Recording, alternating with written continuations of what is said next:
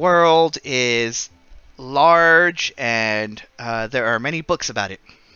From the ancient lands where civilization began in Isilra to the more populous lands of Tal'Dorei and the divisive continent of Wildmount, which is where we begin. On the side of Xhorhas, where I will move you guys to a small town called Jigow. This is just the map I sent you guys last time. You all are scattered around town. And I think the way I'm going to do this, instead of the way I was going to do it previous, determining where you guys are, I'm just going to list the things that are going to go on. And you guys just tell me if your characters would be taking place at that event. And we'll start with the first one. Let me get to where I should be. You have entered the jumble of Jigow, a large district of roads and single-story buildings in the town of Jigow. Throngs of people, most of them orcs and goblins, move through the streets, laughing, singing, running, and sightseeing. All are enthralled by the raucous sights and sounds of the town's Festival of Merit. You hear snippets of conversations as people pass by. You hear a goblin mother talking to her children and saying, "Don't go by those baby horizon back tortoises. You're gonna get lost." A drow guard in shiny insectile armor, just grabbing his wrist. That monster down the road crushed my gauntlet while arm wrestling. And there are young orcs in swimwear, hollering "Boo!" as they rush towards the banks of the Eifelland River. All around you, colorful signs and banners point towards the festival booths, surrounded by cheering people.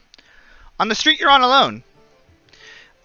You see and smell, really, a meat pie eating contest near a shop mounted on the back of a massive horizon-back tortoise. That's these guys right here. That's this one, and yeah, that one, and this one right here. That's what those guys are. They are the size of a building, and they hold buildings. You see a meat pie eating contest on that. On the other side of the road, a banner emblazoned with the words, "Riddles and Rhymes! Unbeatable Riddles!" That banner points towards a 3-story temple in the center of the jumble. The town is yours to explore. What do you want to go? What do you want to go? Where do you want to go? And before we begin that, I want, starting once again from Tasha and moving down. Actually, you know what? We'll do this in reverse order. I'm going to start with you, Echo. Echo, please describe your character and what she looks like. So my character is Soleil, Soul to her friends, now that she has them.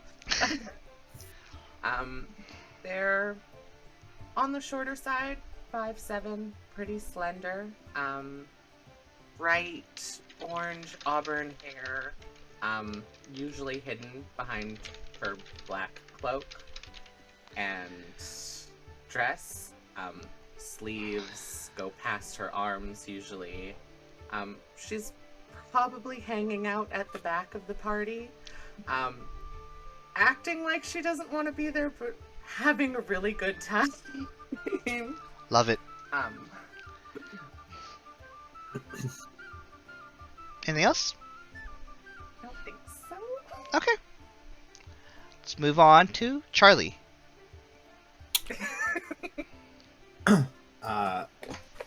So Kai is a bit bigger of a man.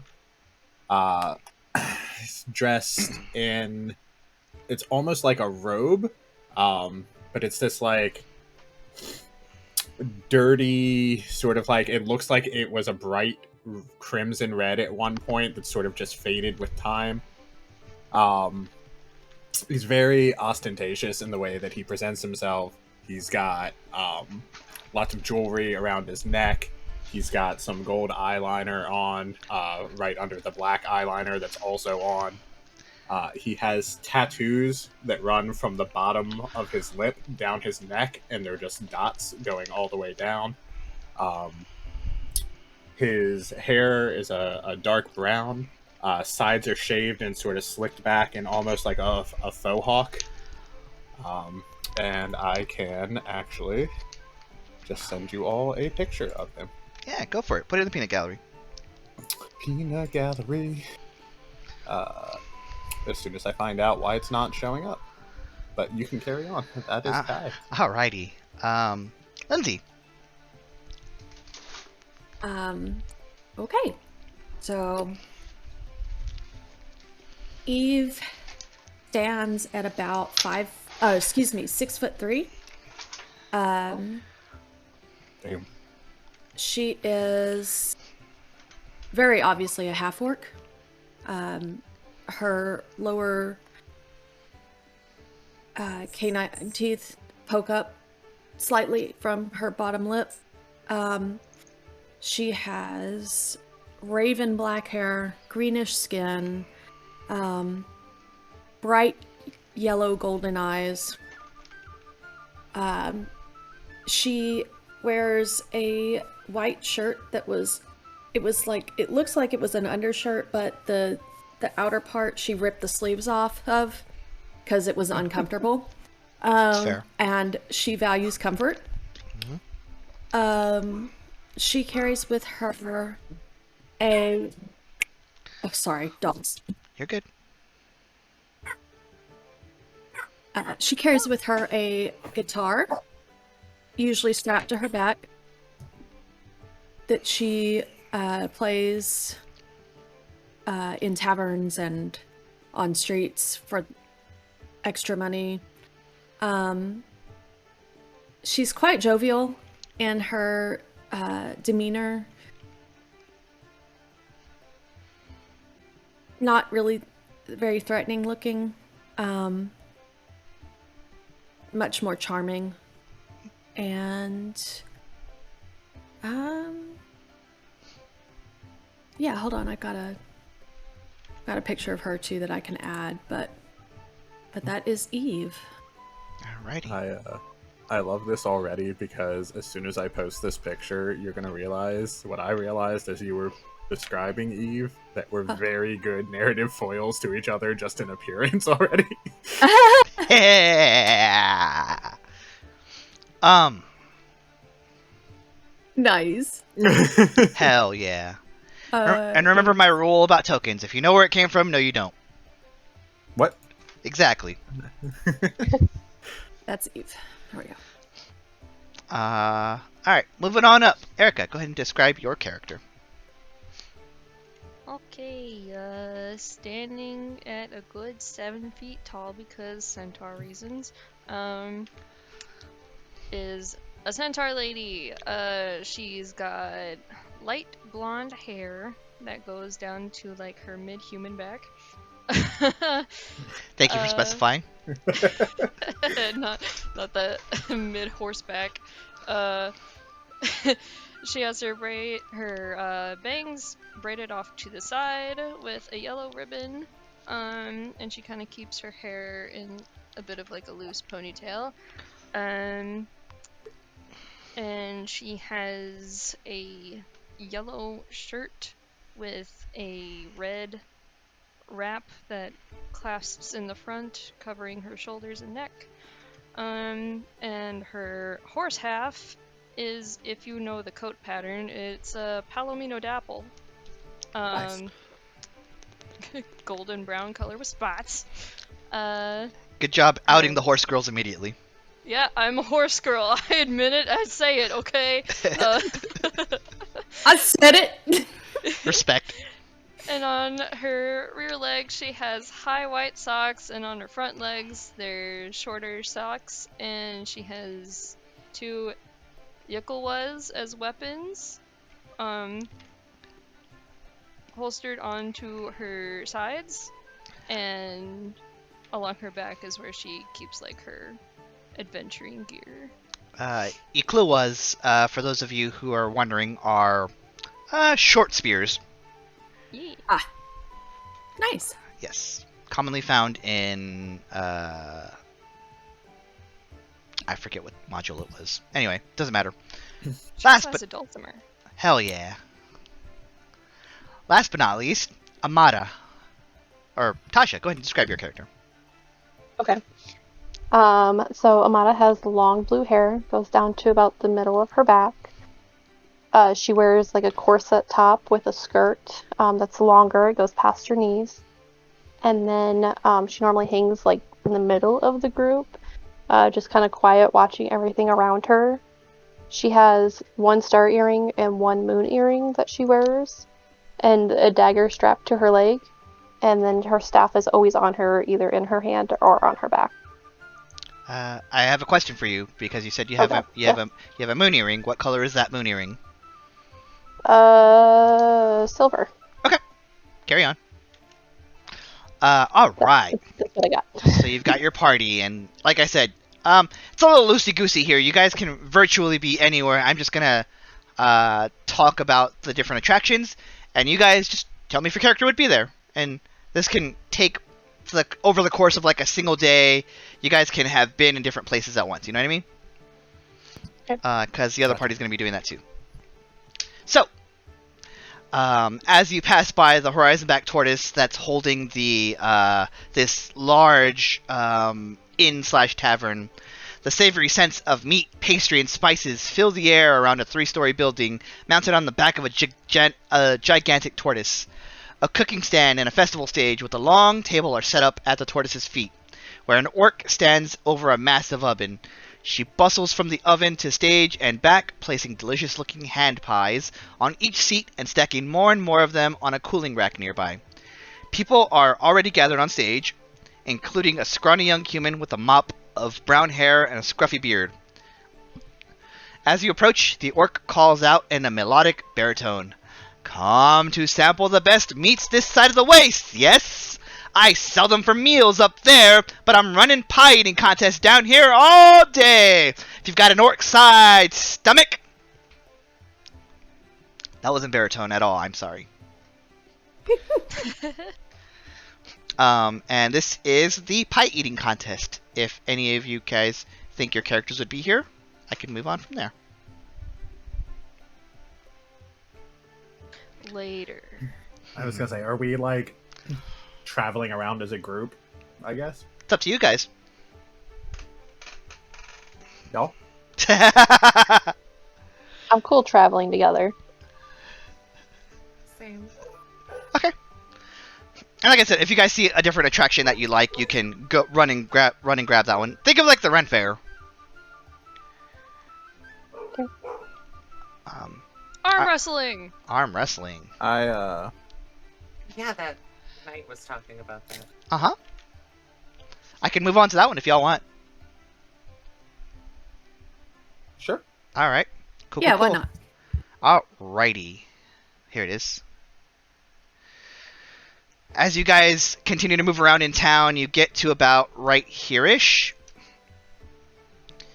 And you approach a brick building with a sign that reads, "Beef Slab Butchers."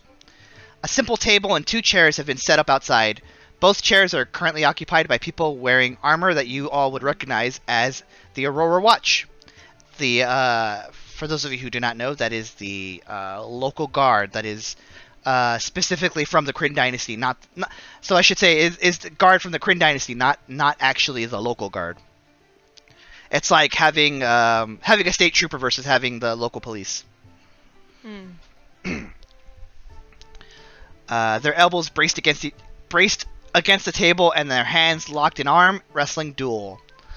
And you all watch about 24 people around them, watching them quietly until you hear a thud as the occupant to the left pushes her opponent's arm to the table, and you hear the crowd go, "Woo-hoo-hoo!" Sorry, that was bad, even for me.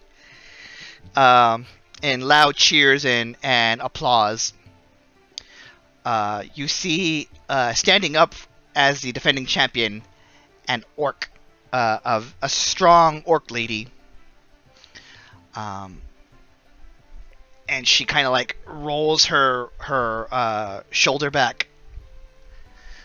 You see next to her two drow who are wearing, again, the Aurora Watch armor. It's like this chitinous splint armor.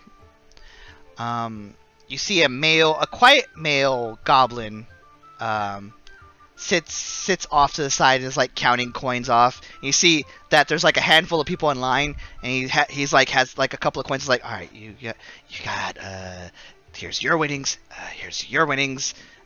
and there you go. Who's next? And to which this centaur woman's hand instantly shoots up, and she has like an excited face on. She's like, "Oh, me, pick me!" Does Vars, she, like, do a little trot in place? Yeah. Little horse prince. Oh my god. a little canter. I have had to learn a bunch of horse terms because I had another centaur character before. So, as you Oh my Tippy god. taps. tippy taps, among the people who also want to try their luck, you see a large ogre with piercing small, like, light blue eyes.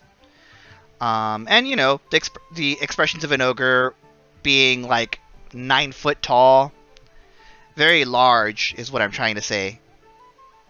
Do I have a picture that I can give? Yes, I do. Show to players.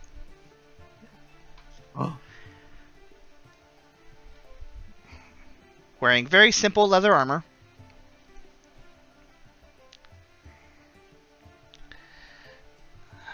And as you approach Arteis, Arteis. okay.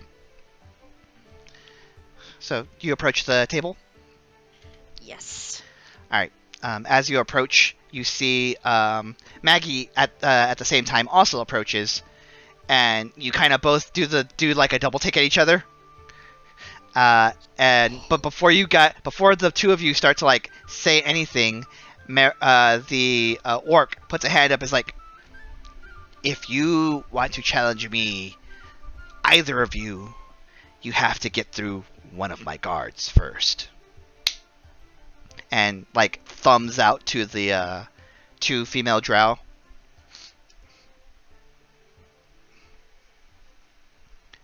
That's a challenge I'm willing to take.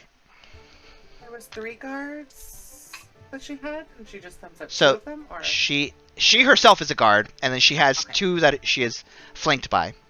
oh, okay. And then she whooped the one that you were talking about earlier. That was like, you know, holding his gauntlet. Yeah, that was another one. All right. So, you see one of the drow.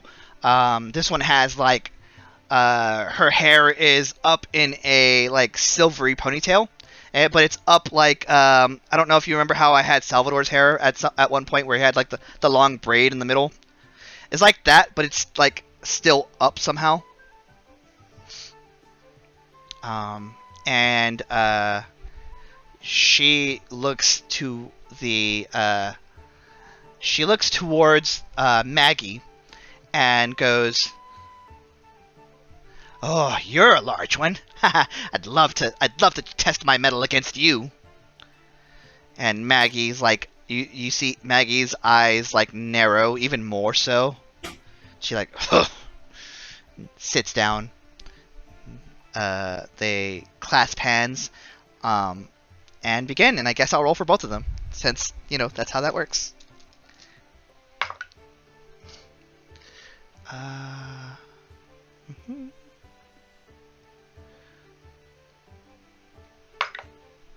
Oh. You watch as they're just jockeying for position. One of them, like, you watch as Maggie seems to get like a good handhold, not a foothold. But this drow is like holding her own, round 2.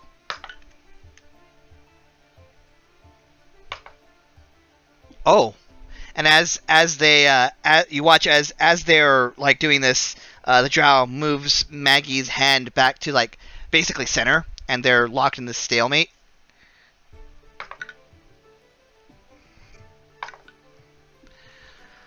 Arteis watching with great interest. Yeah, and you watch as Maggie once again is bringing this drow's hand down. She's like, no, no, no, and it's still stalemate. You hear a bunch of people that are like cheering, and it's go, go, go, go. Arteis cheering along with that. And once again, because they both failed it again. They're both like their hands are shaking, and there's like they're very much gripping hands, and you think by watching them like this, if they grip any tighter, they're gonna like break bone or tendon or something. This is a very heated match, and both of them are looking each other dead in their eyes. This is looking kind of serious. And both of them are just grunting at each other. And it's a stalemate. Yes. I would like to sidle on up next to Eve and just sort of lean over to her. 10-1, Artie takes whoever wins.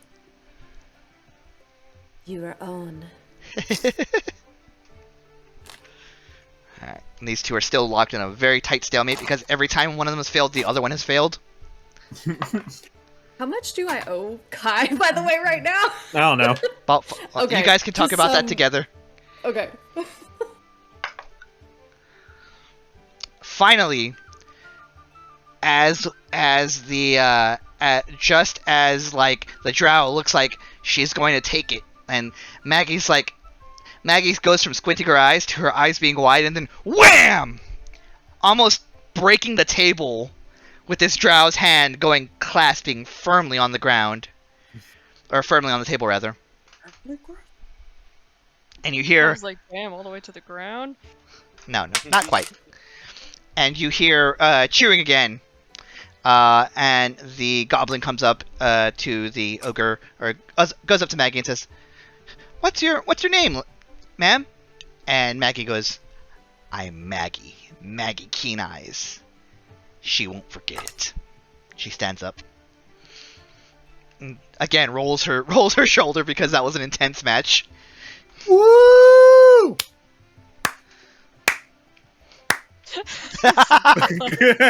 There's other people Slow clapping. clap. You can't start a slow clap like that.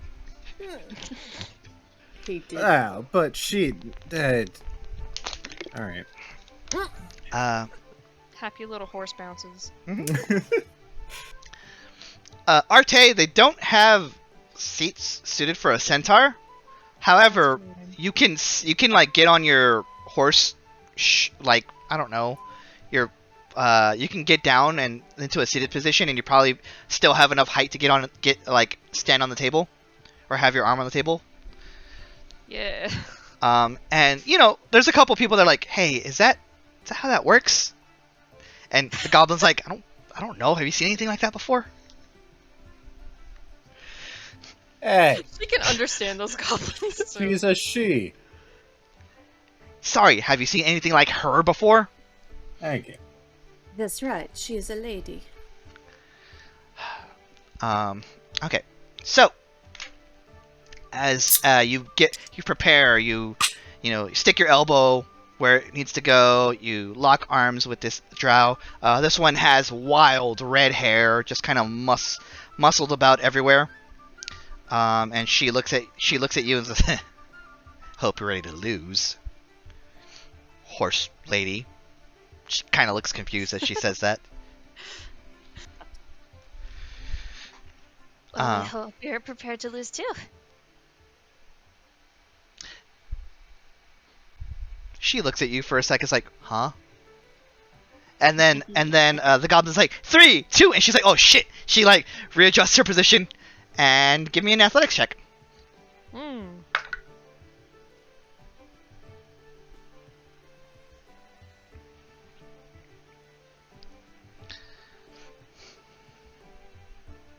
26. Oh, yeah. Jesus. How do you want to do this as you you beat the 7 that this drow rolled? Oh my god.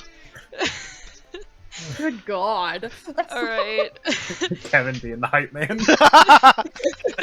Slam her hand through the table. Yeah. Ground. Basically, whatever like crack was happening in this table, there's either that crack in the table is going to get even more severe, or it might be about to break because she's taking advantage of that confusion. Wham! Onto the table. How much damage does your unarmed strike do? It's usually 1 plus your strength modifier. Oh, my strength mod is 5. Okay. Yeah, that's enough to like shatter a corner of the table. Just wham! Right through. Does this guard match the other one now with the broken gauntlet? As she like pulls her hand to like clutch it, you still have the gauntlet in your hand. It's like a chitinous gauntlet that just it's dark armored. It looks really cool, but she's just kind of like God. Eve looks smug as hell. She's like doing stretches to get feeling back in it. Really. Oh, is your armor okay? I think it will be. Thank you. Can I have my gauntlet back? Oh yeah, it looks really nice. Here you go. Thanks. She's like, I'm gonna have to go get this buffed out by the smith. And she looks at the orc, goes, Meryl, this one's all yours. God damn. Arteis has like a little bit of like a confident sway in her tail. she's got a confident posture. Oh well, they both won. They can't both wrestle the orc, can they? As you say this, Meryl, who is the orc, says, that one has a point. You two face off, and then we'll settle this.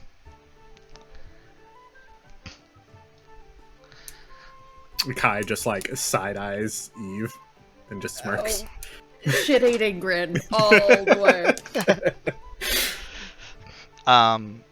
They actually like replace the table before anything starts. You chunked a corner of it. Just go get a marble slab. Absolutely not.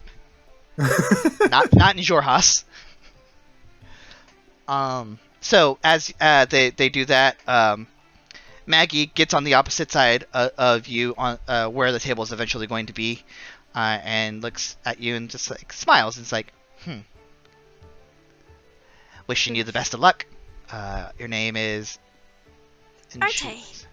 Arteis. I'm Maggie. Maggie Keen Eyes, and she goes to like want to shake your hand, and then realizes that you're in an arm wrestling competition and probably thinks better of it. Like, we'll save that for after. And they eventually slap a table down. This one is closer to like your height when you sit, so it's more aligned for you to like properly have an angle, just in case. They don't think you're cheating, but just in case. So as a result, Maggie has to like get on her knees to like even it out. And you both sit. You both take a seated position. Elbows firmly in one spot. There is a guard there to like kind of hold both of your hands as they clasp together. And the guard and the goblin count down 3, 2, 1. May the best one win. Give me an athletics check.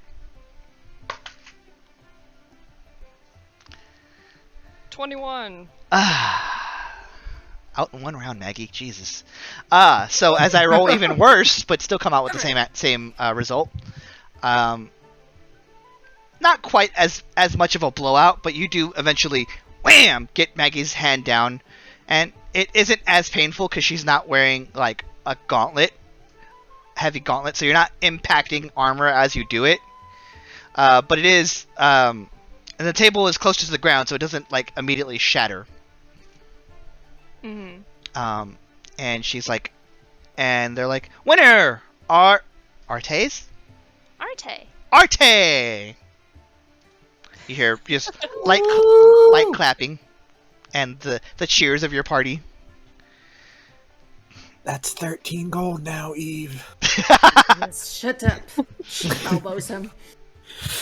And Arthur then has to restrain herself from like getting up to do like a victorious little circle. it's like the ADHD leg thing, but you have 4 legs, so it's different.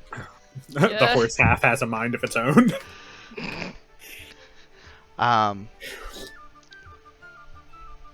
The orc doesn't seem too impressed. She looks at you, looks at Maggie, looks at the one drow that's still flanking her. Like, all right, I guess I found the best. Out of the way, big and dumb. And she looks at Maggie, and Maggie just like bores a hole into her with her eyes, but she does acquiesce and get up. Oh, come on. Maggie did a great job last round. She says, not holding her hand as hard. She's a tough lady, but still wringing it out a little bit.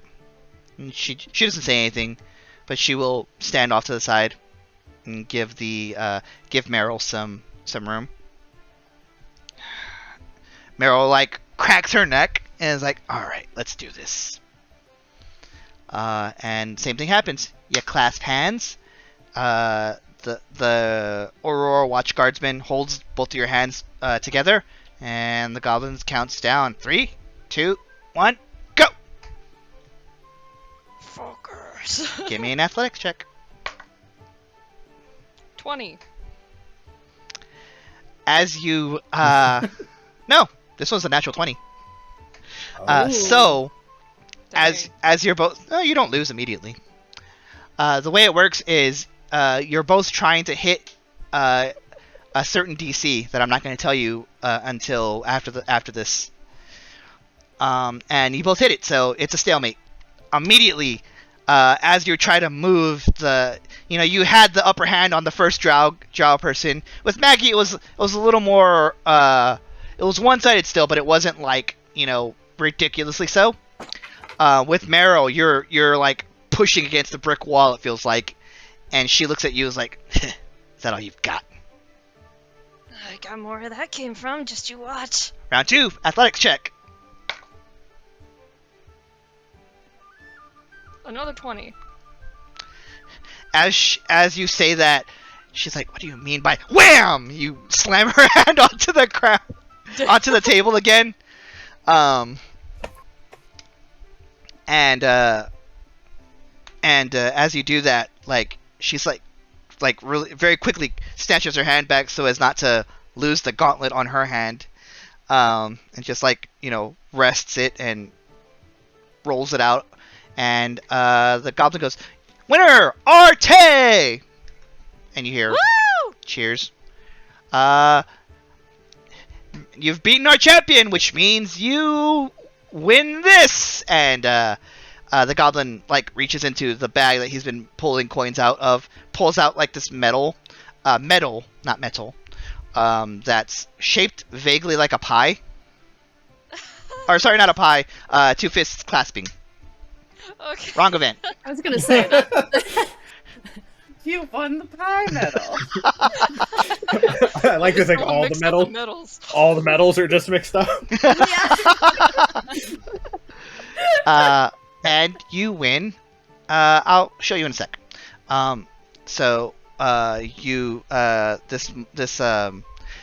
It's like 2 arms clasped, and both of them are flexed as they are clasped. And if you look at it long enough, you could swear you see a little muscle vein just bulge. Yes. Now I'll show you what you get. Show to players. Boop. That's exactly what I was thinking of, Echo. Love that. But just on a metal. Yeah. Oh, it's a single use? It's a single use. Neat. You're not gonna get artifacts from the jump. This is fun. Cool. Nice. Okay. And, you know, cheering and hooting and hollering. Hootin' hollering. And Maggie is like, "Oh, you did very well, Arte." Thank you, Maggie. I think you did too. Haha, thanks. I think I'm gonna go get revenge right now, so if you'll excuse me. And she, like, kind of motions for you to, like, gently get up. Hey, wait! Huh? If, I mean, Arte beat your champion, so doesn't that mean that, like, them and Maggie should face off for second? Yeah, that's what I'm trying to do here. Oh. Okay. Bro, you have intelligence as a stat now. You can't do that anymore. Yeah, his wisdom's low as shit, though. It's fine.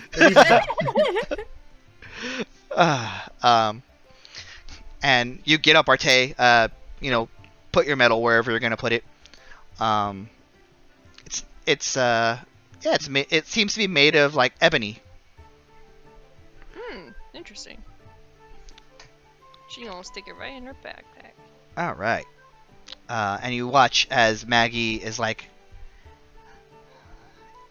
"You've tasted defeat once, and I'll make sure you do it again." Meryl gets up and is like, "Oh, that's what you think." And they both clasp hands and start flexing, and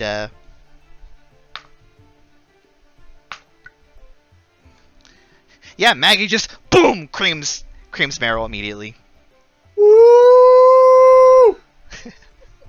Damn, getting it. You hear her like, "Call me big and dumb again." Like, spits on the ground next to Meryl.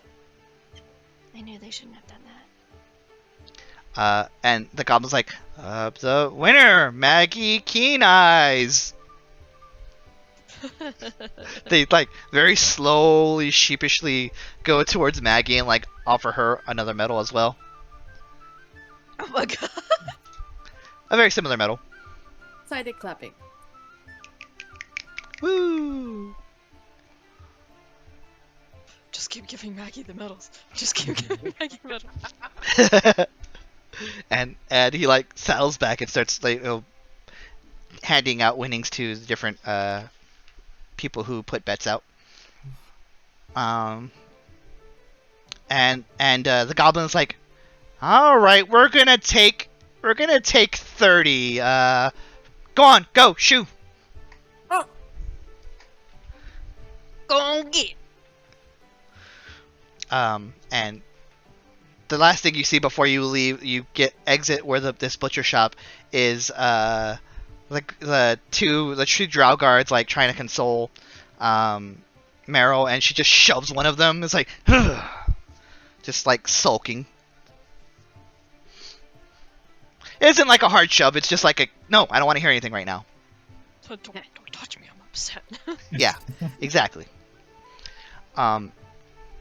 As you exit and walk around a little bit, next to some rice fields, over in this direction, you see a tiefling. He seems to be with a collection of, small children in Jigow. Let's see, where is it? Here it is. A red tiefling, baggy clothes, seeming to go over basic movements in martial arts, with a group of children whose ages seem to range from, like, 7 to 13 in that way. With the aforementioned 13-year-old, a bugbear teen, just seeming to just go through the motions. It's like taekwondo stances and stuff like that. Think like Hwarang from Tekken, where he, like, does all those. I don't know if any of you have ever played Tekken 3, but, like, the opening sequence where he's just, like, doing, like, little warm-ups. Mm-hmm. And after like a few moments of that, you hear this bugbear call out and be like, "Recovery! When are we gonna do some real fighting?"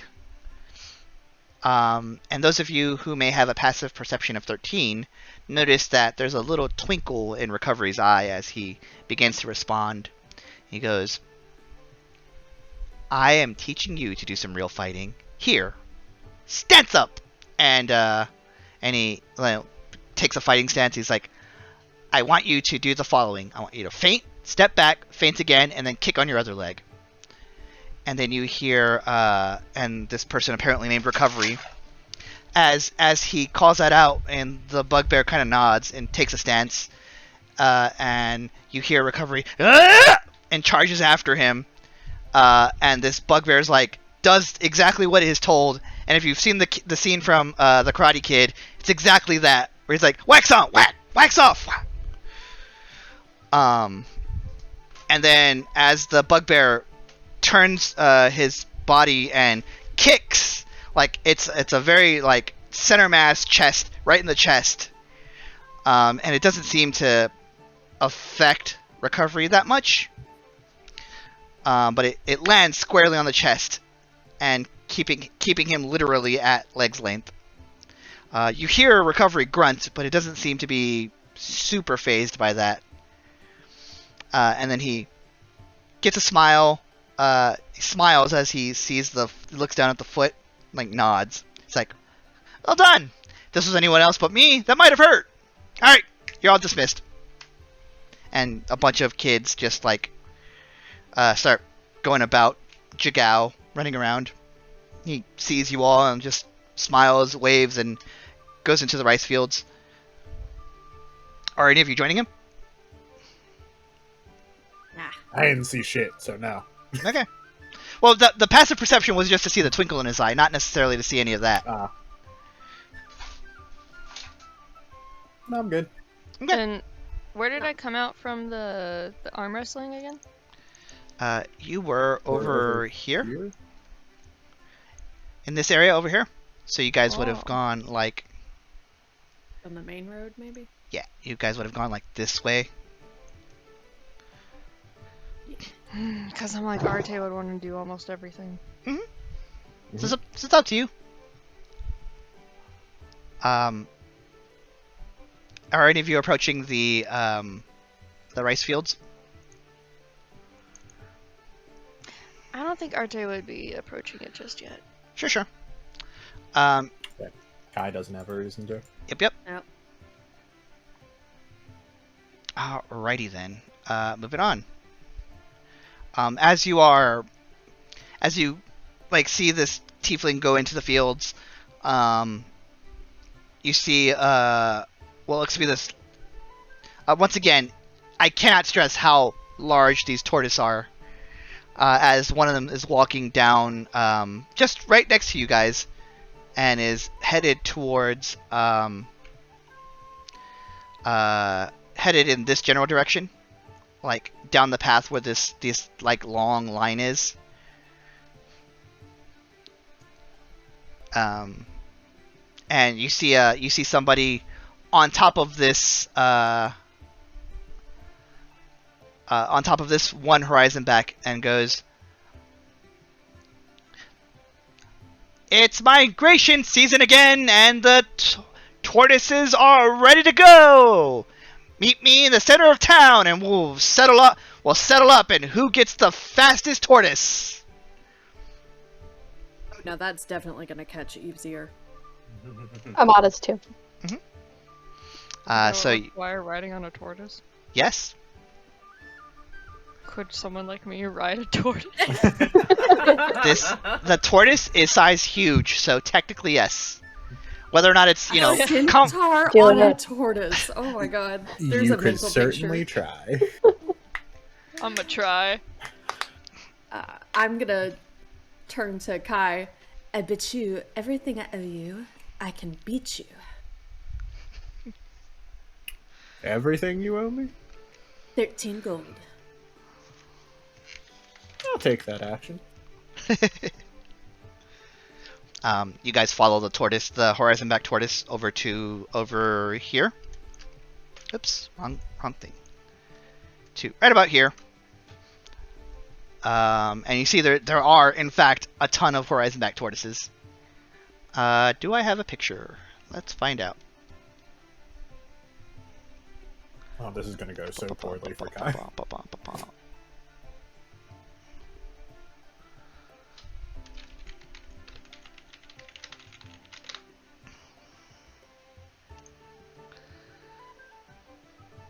Here is a picture of one.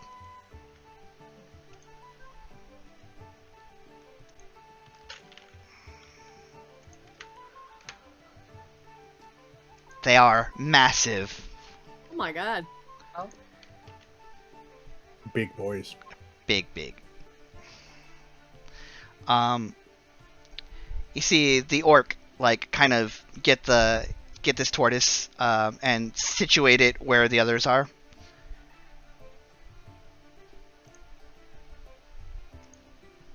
Yeah, they are size huge. They are biggins. And you see that they all have like saddles. And as you all approach, he waves at you all and says, have you come to join the Horizon Back migration? There's a tortoise for each of you, and a medal will be won if you make it to the end in one piece. And he says, I have to say that because last year we had to rebuild 3 houses after the festival. But did someone die? I'm legally obligated to say. He's like, anyway, are you all interested in joining the migration? Absolutely. Is it just riding them as they move from one place to another? Well, you have to direct them. Oh. We are mount training, and you actually notice that all these tortoises have like a little saddle attached to them.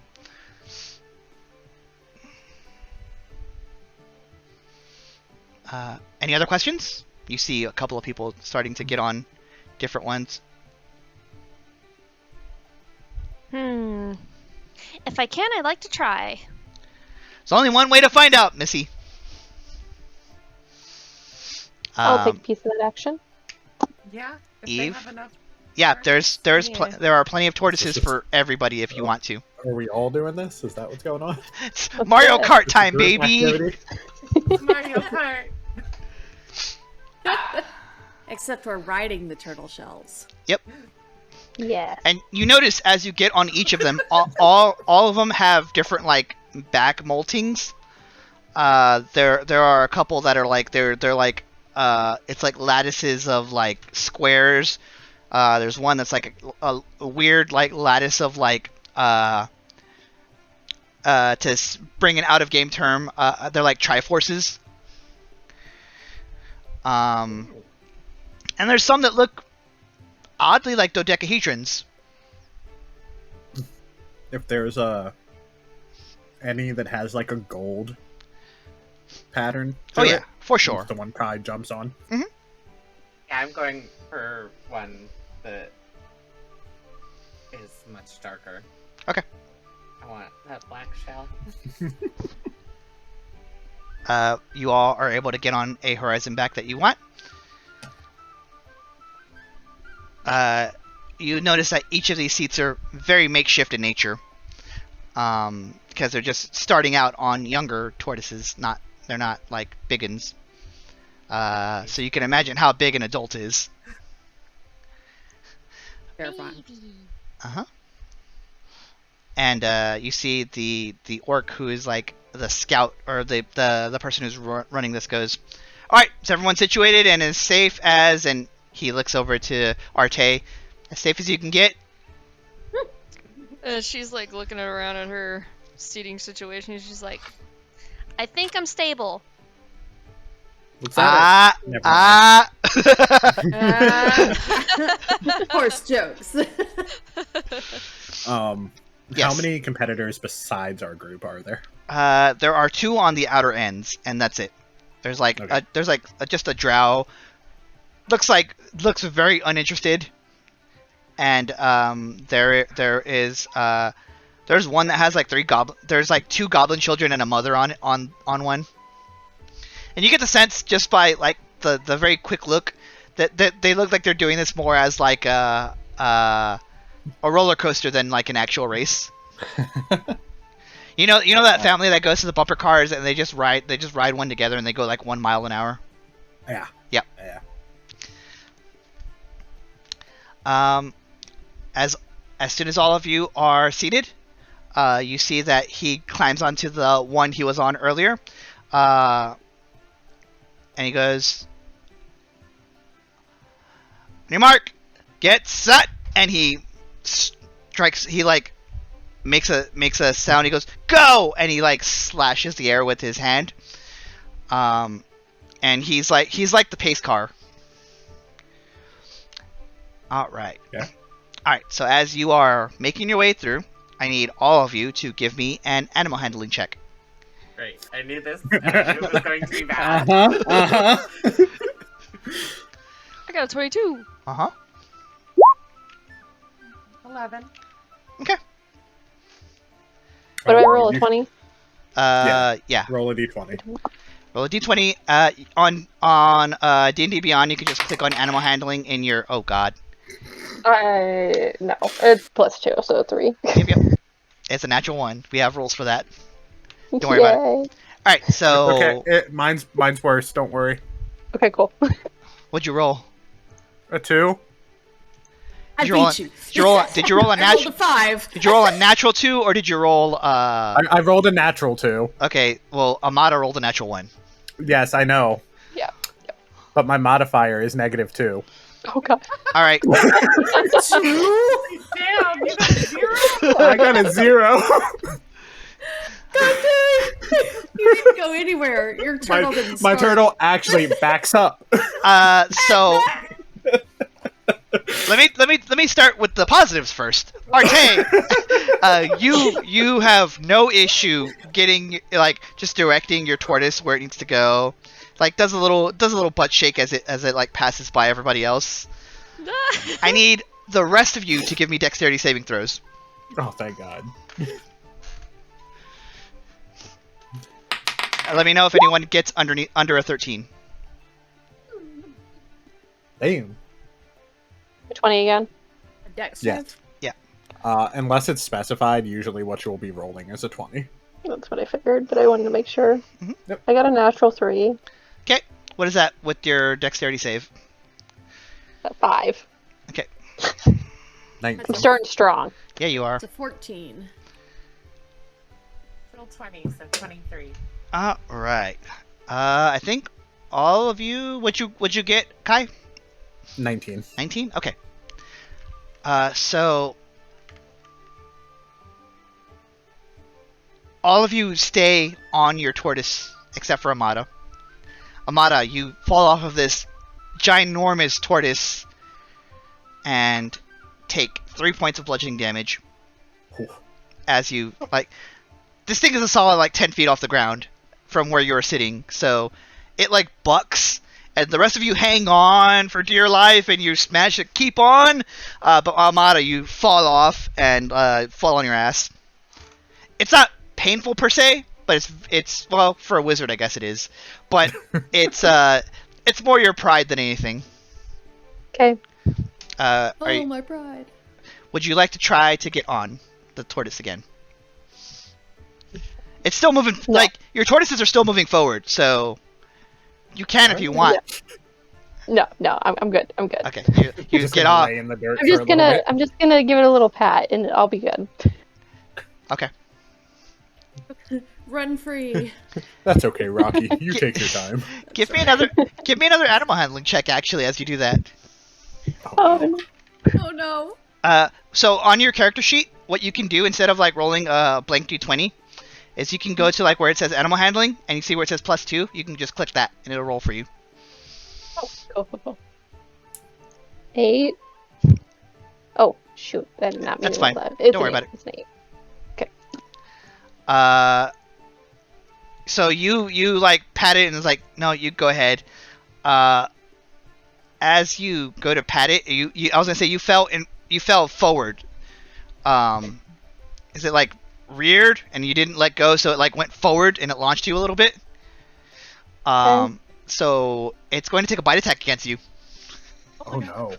Oh no. before it leaves, as like one final fuck you. This damn turtle. Okay. Right? I believe it misses with. Oh, maybe it doesn't. Does a 13 hit you? Spiteful. For which one? What am I it- looking at? So you're looking at your armor class. Jesus. Oh, So it's on your sheet to the right. There's like a shield. Yeah, it's a there's like 12. okay, so 13 would hit. it just Yeah. hits. I will say, as a wizard, you may or may not have access to the shield spell. If you don't want to take this damage, I will tell you as a DM, if you have that spell, you should take it. You should cast it right now. 'Cause it's going to hurt. I'm looking. You're good. I'm pretty sure you have it. I thought I grabbed it. You might not have it Oh, prepared. You don't have it prepared. Son Alright. of a Uh, biscuit. Do I see this turtle snapping at her? Yes. I would like to Blood Curse of the Eyeless. Okay. So the Mm. roll is with disadvantage. Or sorry, hang on now. Reaction to roll a d4 and subtract it. Okay. That's So- that is a very important distinction because I rolled Yeah, a yeah, 17 on sorry. disadvantage. So Let me get a d4. You want to roll it or me? I'll roll it as long as I don't roll a As 1. long as you get a 2, this doesn't hit. That's a 2. So, Amada, you see this mouth is about the size of you, actually. And it goes, and it's about to snap at you. And then you see its eyes go dark. And, like, little bits of blood come off the sides of it. And it's like... and it goes to snap, and it snaps where you aren't. And then it moves on. Okay, my heart's racing. All right, cool. Yes. So you kind of you kind of scoot your butt back a little bit so that you give the tortoise a wide berth, and you continue on. Okay, I'm not touching this tortoise. I am just gonna stay on the sidelines and Yep. watch everybody else finish. Yep. There is a group. There is a group of people that are there. Yeah, go ahead. Kai's gonna look back over his shoulder and just wink at Amada and keep going. As you guys continue on, give me another animal handling check.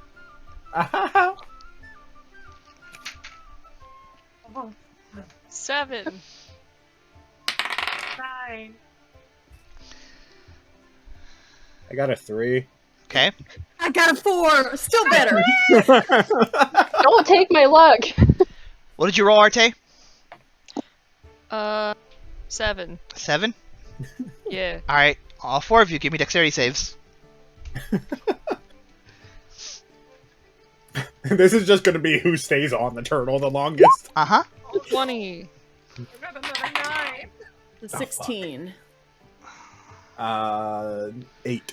Actually, I'd like to use my inspiration. Go for it. Oh, that's much better. That's a 21. Okay. All right. So Arte, you're fine. Kai, you're fine. Eve, you're fine. And your tortoises continue onward. You are all this is like you see the goblins like she's like wee, and the mother's just like holding them tight like oh shit. Why did I agree to this? Soleil. I don't care about winning. I just care about beating Kai. Yeah, that's fair. That's why Kai goes to like fall off and just like wraps his arm in something that's hanging off the tortoise and Yep. is just hanging there. You're, like, all right, you're like have your arm scooped inside of where the seat is. It has like a little, those little holes where like they shoot the metal rods up. yeah. So you're just scooped inside of that right now as the tortoise is like going. It's so funny. This is fine. Soleil, you take 5 points of bludgeoning damage as you fall off your tortoise. To joke that I'm now unconscious, but Okay. Are you Far from it. are you intending to get back on your tortoise? Yeah, I'm gonna try and get back on if I can. Okay, give me an acrobatics check. Oh, I'm slightly better at that. No, I'm not. All right. This tortoise is gonna attempt to bite you as you try to get on this thing. Oh my god. Oh, Jesus, here we go. That is a lot to hit. So I didn't think this was gonna happen again. So I put the thing away. Oh no. That's my mistake. That's a Should've 20. known. That's a 21 to hit. Yeah, that'll hit. God. Alrighty. Quick, your shield. You take. Oh boy. Cat. Uh-oh. You take. And you eight- already took 5. You take 18 points of piercing damage. Am I dead? I don't think you're dead. You have My that max thing. HP is 19. You're not dead. You're unconscious. And you automatically fail the strength saving throw since Oh you're my unconscious, God. and you're not You prone. have the... Hang on, you have the thing. That's true. Yeah, I have the thing. Do the thing. Do the thing. Anything, do the thing. What are you doing? You might need to do the thing. Reduces you to H. Do a charisma saving throw. Uh huh. On a success, which is DC 5 plus damage. 5 plus 18, I still fail. Oh, buddy. You all Oh. watch as this tortoise snaps at Soleil, and it's like isn't intending to kill, is just like annoyed, like it's very much a get the fuck away from me. But this tortoise doesn't know its own strength and just like snaps and bites down and just like a chew toy, just like ragdolls Soleil out of the way of the path. Boom, boom, boom, boom. You're unconscious. I'm gonna yell down, like, at anyone who's listening. I will be back! Kai just he lets go. Okay. And just Well, drops there's- him. As you're like about to let go, there's someone who runs by and is, like, has a healer's kit. So you can make that decision if you still want to drop. That's fine. I'm just letting you I know. was gonna There's, say, there's probably healers around for that. Kai's just like holding on with one arm and just like looking back at his friends. Both of them just laying in the dirt at this point. Soleil got a little further. A little bit. All right.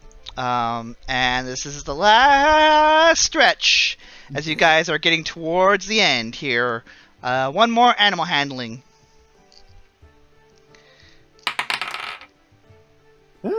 23. It's my best one yet. I got a 10. 14. Kai, give me a dex save. Yep. Eve just barely makes a DC. Arteis, Oh, yeah. you're fine. So my total is 6, Uh-huh. but that's a nat 1. Oh. Yeah. You as this thing rears back, it's like on two legs for an inordinate period of time, and you try to use that opportunity to like muscle up, and then it slams down at an inopportune time, and you just go flying over it, and you like fall in the dirt, suspiciously close to Eve's horizon back tortoise. Can I Just acrobatic laughing. check to get onto Eve's tortoise? Oh, you son of a bitch! Give me an acrobatics check. I'm gonna make the DC much higher than it is in the book. It's a 12. It's not gonna happen. You, as you're flying forward, you see, and you're like, try to grab onto her seat, and you like slap your hands against the back of it, and as you do that, like whiplashes you, and you like fucking do a twist in the air as you fall. So you're gonna take a little bit more bludgeoning damage than normal. That's fine. It's worth it. You take 6 points of bludgeoning damage. Sure. So you like your face kind of whacks the chair, and you like do a twist and land. Whack. Fuck! Ah, man. Arteis, you're having the time of your life right now. You've managed to like climb back on the horizon back, and you're dead ahead. I'm flying, apparently. Doing some dressage on top of the shell. Not even sitting down. You're like Prancing out. making a medley like on the tortoise shell. You're like And it's like a little massage for it. Oh my god. Eve, you make it towards the end in one piece. Yeah. Your winners, and you see the very uninterested drow that was like there, just kind of like just gets there at the end, like still very emotionless, just like looking there, just like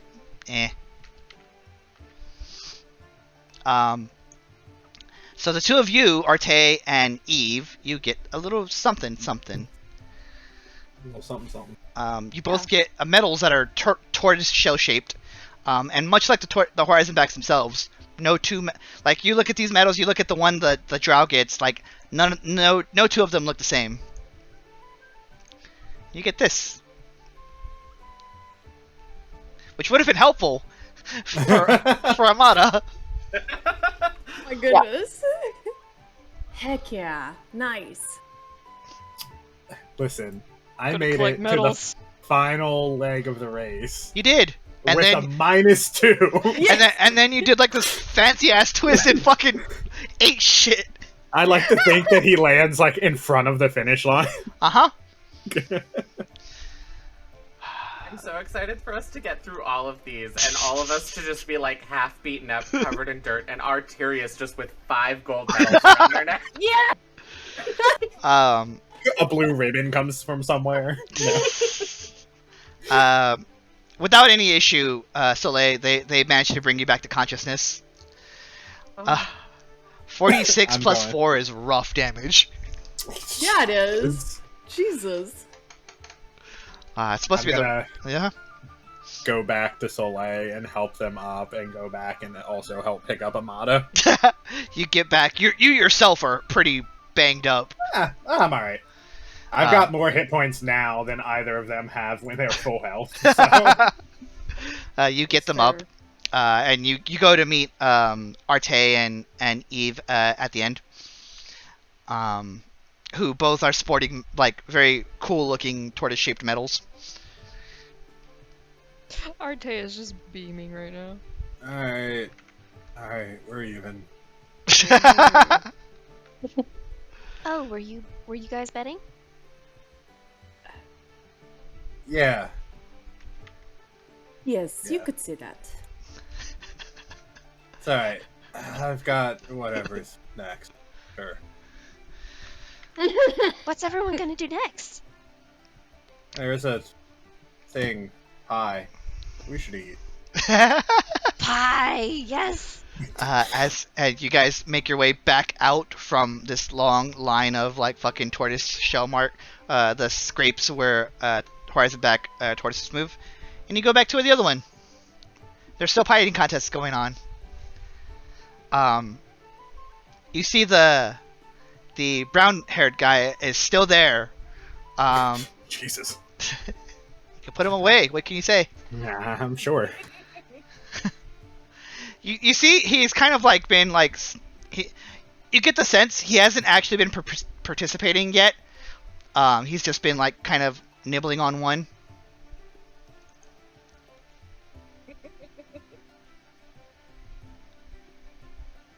But before you guys leave the where the finish line is, you see a blue-skinned looks like a half-orc, but with blue skin, like bluish hair. And she looks at you all, particularly Arteis and Eve, and is like, "Oh, well, that's congratulations, you won."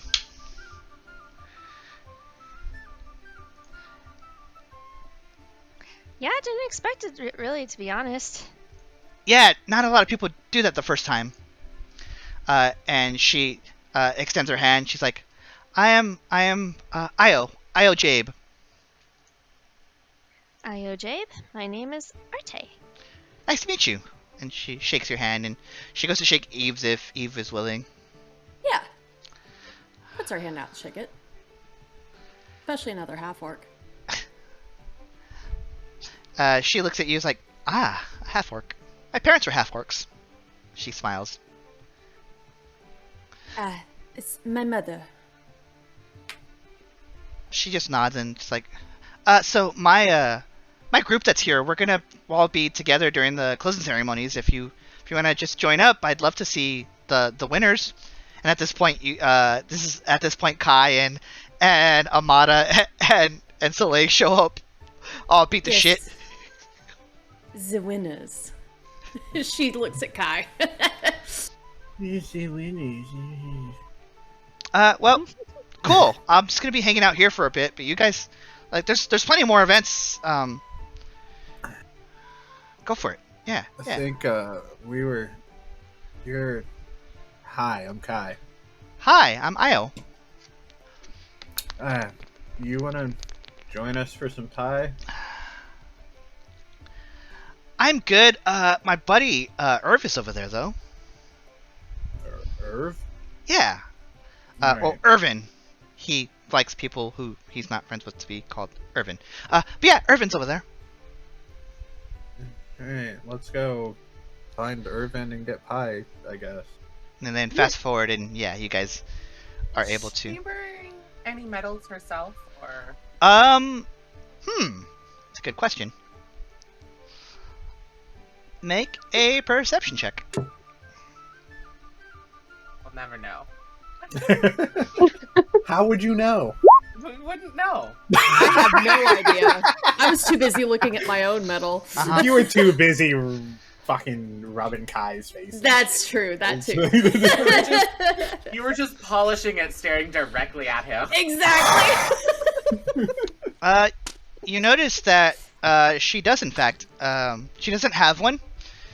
But what she says is, actually, if you guys need me, I'm gonna be over at the, I'm gonna be over to go get that spear.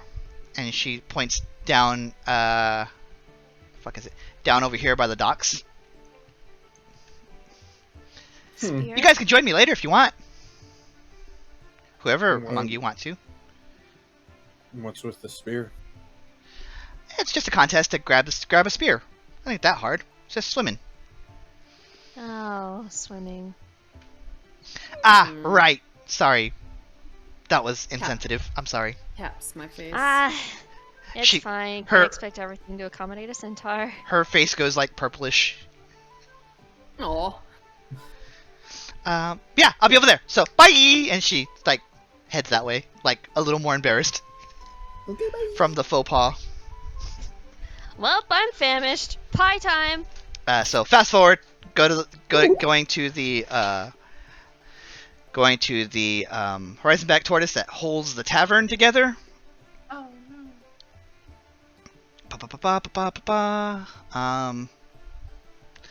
And you see the orc that was there slicing pies, like, you finally come back, have ya?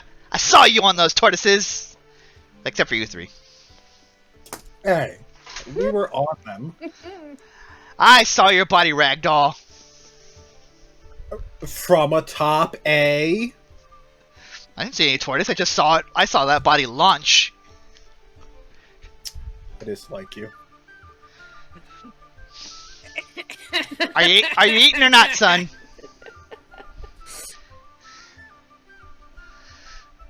Well, winners or not, I'm sure we're all hungry.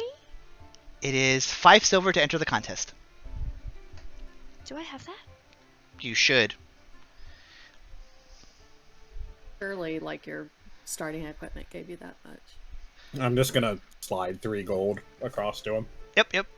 This should cover us and some guy named Irvin, I guess.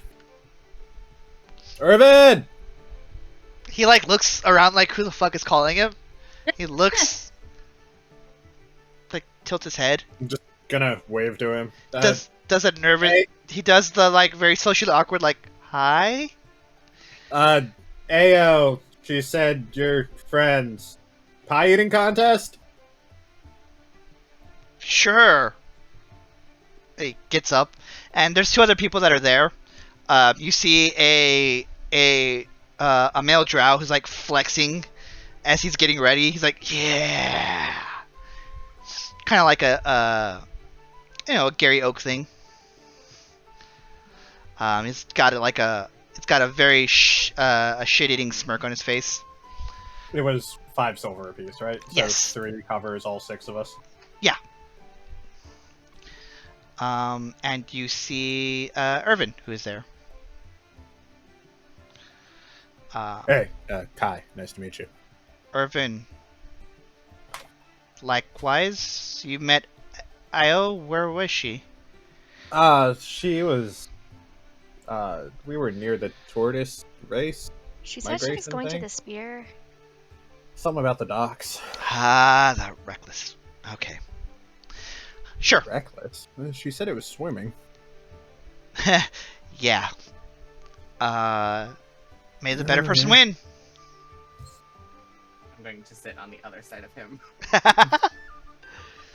Pretend so like this table is like the Last Supper of Christ. It's like that long.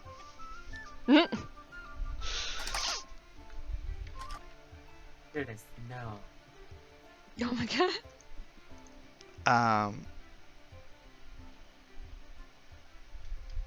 All right.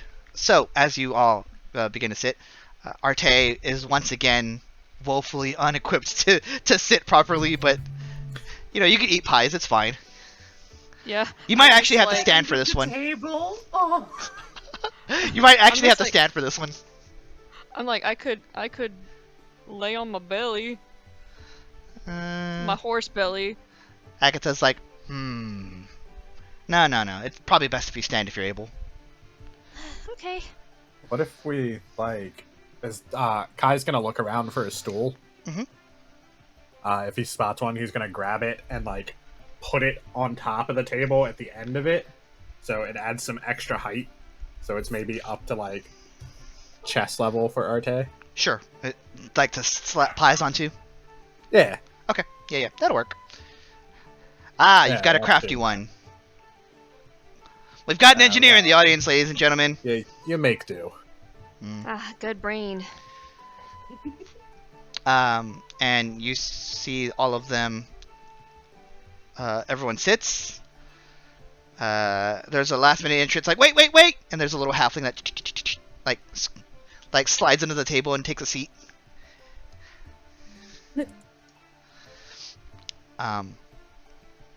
For this one, I think it, just so I can check everything, it'd be better if you guys rolled on D&D Beyond. Sure. Just so it's all in one spot instead of like, what'd you roll? Because there's like 3 or 4 rolls you have to make on here. Alright. So pies are all set. There's a little, it's not a symmetrical straight line because one of them goes a little higher to accommodate for Arteis. But you all are, and these pies are like the size of like a human's hand. They're not massive pies by any means. So you can like, wolf like it down. Pot pies. Yeah, Oh. they're like, yeah, they're like pot pie size. And then the orc is like, I, Agate Silverspoon, once again present the most popular contest in all of Xhorhas. Never mind, Jigow. Pie eating! And there's like smattering of like cheers and whatever. On your marks, get set, go! And so you guys eat the first pie. No check necessary. The meat is delicious. It is seasoned to perfection. The crust is light and fluffy. You don't have enough time to savor the flavor, however, because of what you're doing. So first pie, no check. Give me a Constitution check, not saving throw.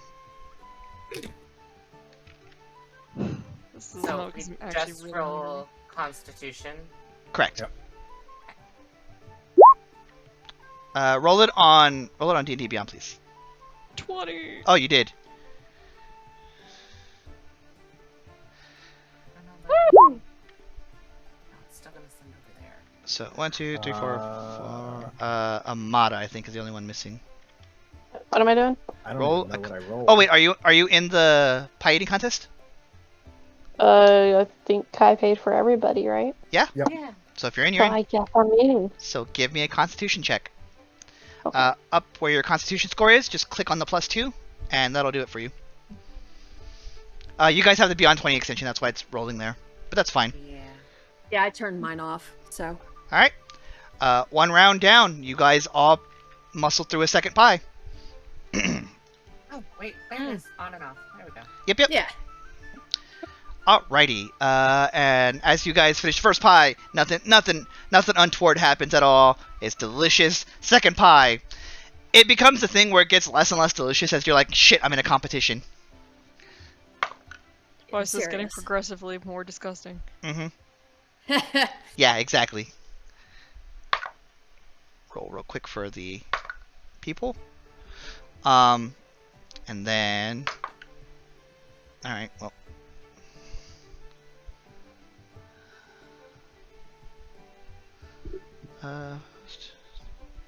you see the drow who's like muscly. He's like takes the first pie, no issue. Eats the second pie, gets about halfway through, and is like, "Alrighty, I'm gonna be done here." And he puts the half-eaten pie down and scoots back. And the Agath is like, "You're out." Second round. Everyone, give me a con check.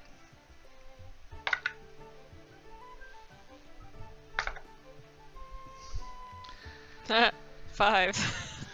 Oh, damn. I'm out.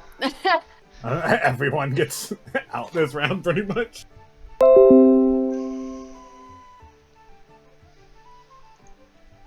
Amada's still going strong. Soleil's still good in it. Yeah, Soleil! Alright, so those of you who rolled under a 10, which is Arteis, Eve, and Kai, give me a Constitution saving throw.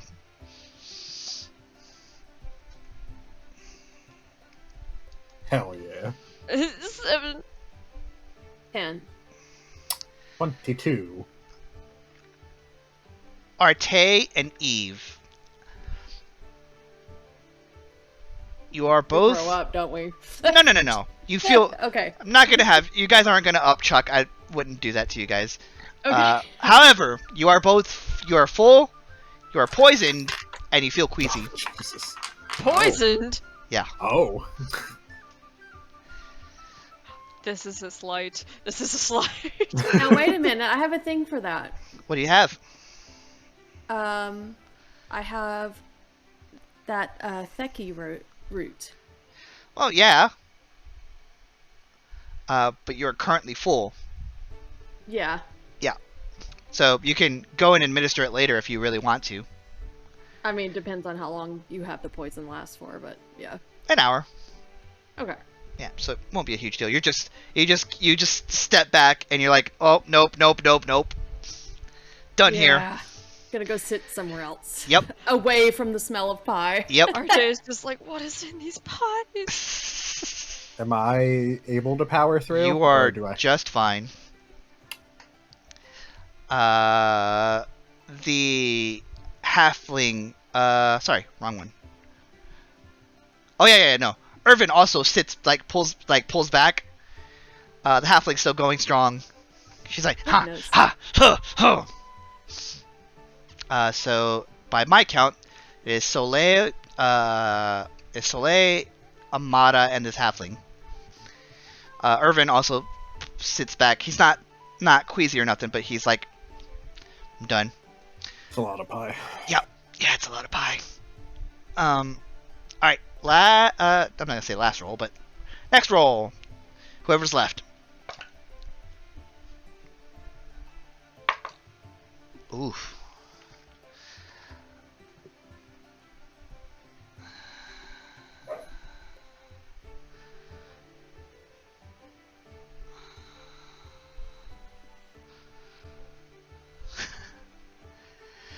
Amada, as you're eating into this next pie, you take a bite, you take a bite, and a little bit of the crust goes down the wrong pipe, and you're not choking per se, but it definitely stops you from eating much more, and you are also full. Give me a Constitution saving throw. So this is going to be underneath in the saving throws. There you go. Got that.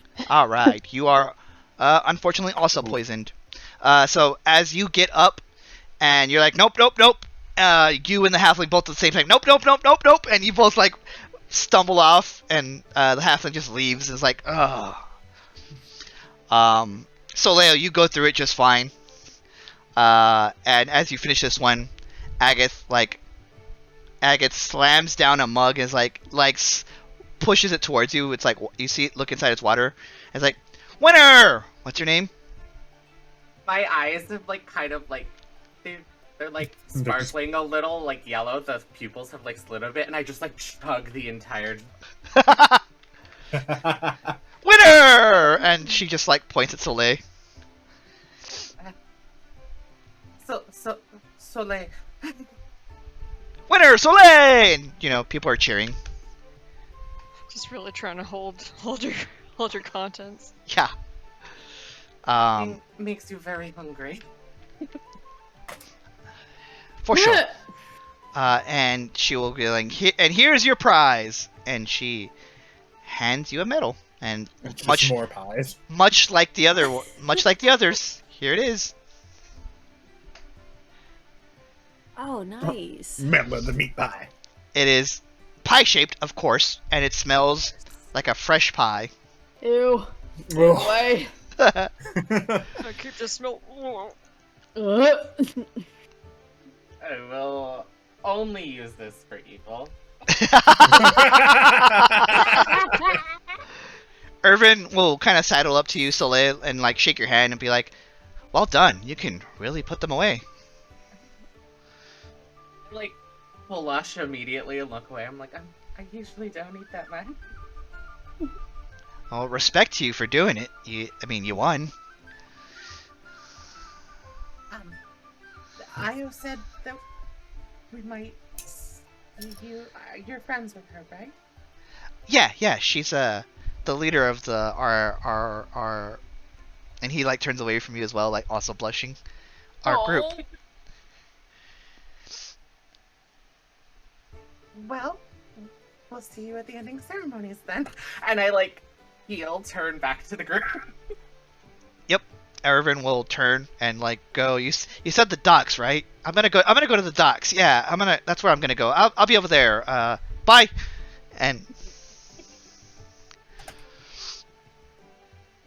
They left the same way. It's very awkward when Irvin and Soleil just like exit the same door at the same time. Yes, we're going the same direction. Oh. Yeah. Yep. The awkward. Oh, I didn't expect to see you. Okay. Yeah. I think we're actually going to the docks too.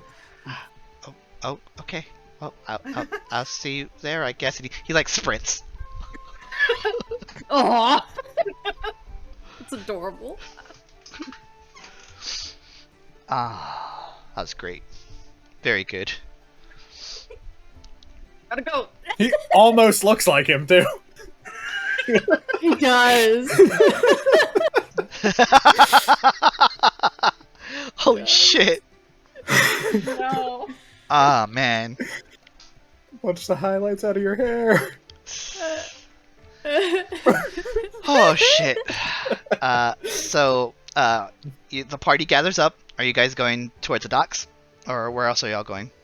I mean, slowly but surely, yes. We're- If any of you even look at me funny, I'm pressing this metal. No. The trick. Guys, The trick is you don't press it and you keep the smell. No. But we're like right here, right? Yes. I can't be near the metal. There's just like a 5-foot berth around Soleil. Arteis is like demanding to know what's in these pies.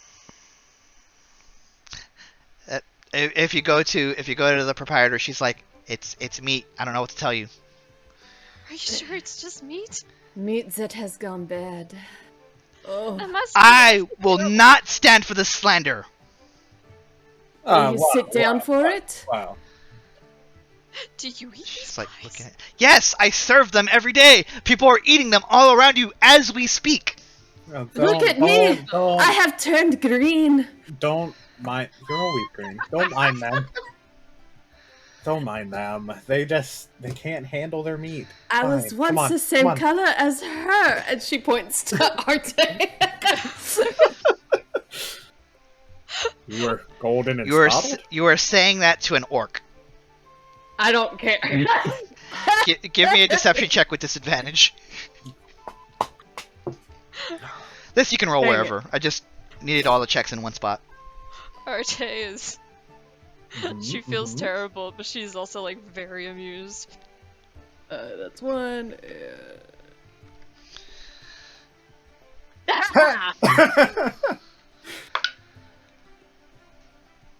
She looks at you, like, "Oh, you'd better go then. Smell the pies. Go, go, go."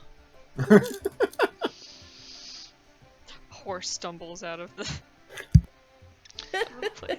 The wafting of pie never quite escapes you. Oh. I need oats. And as you're headed south, you see there's a goblin that's wearing has like 3 boxes, like one next to another.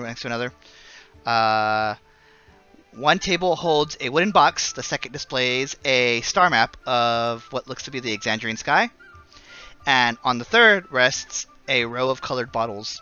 A banner up above says, "Test your wit with me against these riddles 3." Kai is absolutely gonna stop as we're walking. The goblin introduces himself as Kolbu Kaz, and will shake hand as it is offered. He's like, "Ah, you are interested in the riddles, are you?" Yeah, they're kind of a pastime of mine. Ooh, I think you'll like this year's. So he directs you to the first table. There's a placard next to this box. It is a locked. What you see a locked wooden box and 4 metal keys.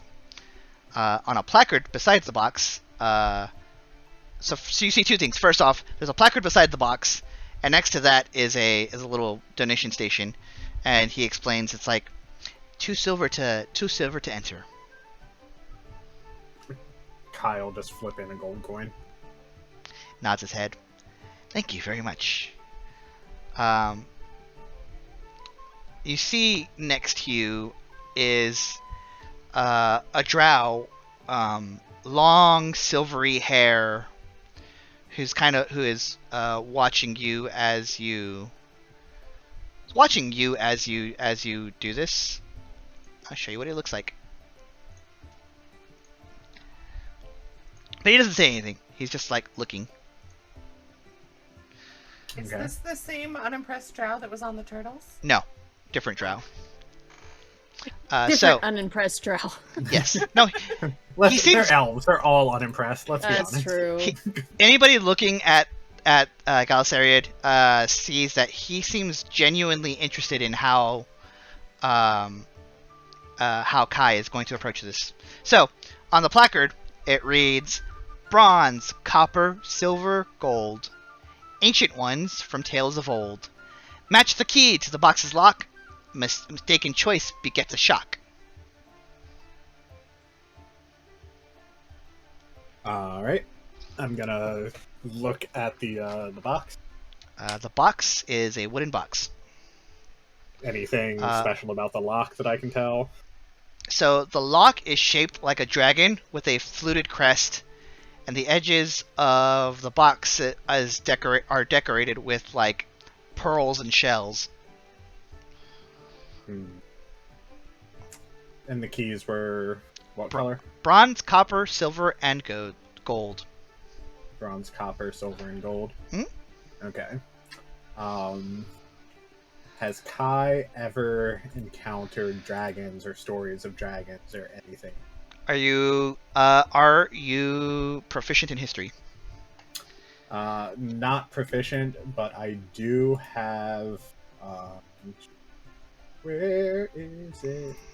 Sorry. I do have keen mind. So if I've ever read anything, or anything in the past month at the very least. I can. Okay. Go ahead and give me a baseline intelligence check. Sure. Do you want to roll 20? Or... You can just roll it. It's fine. It's much easier when it's just one person. That is a 18. Okay. So you recognize that the metallic hues of the keys are referring to not just the metals, but they're also types of dragons. So you get that, and you ascertain that based on there's a dragon shape on the lock, and these are all four metals, and they're also referring to metals of different dragons. So you got that down so far. Okay. I'll give you a choice of either Arcana or History. Right.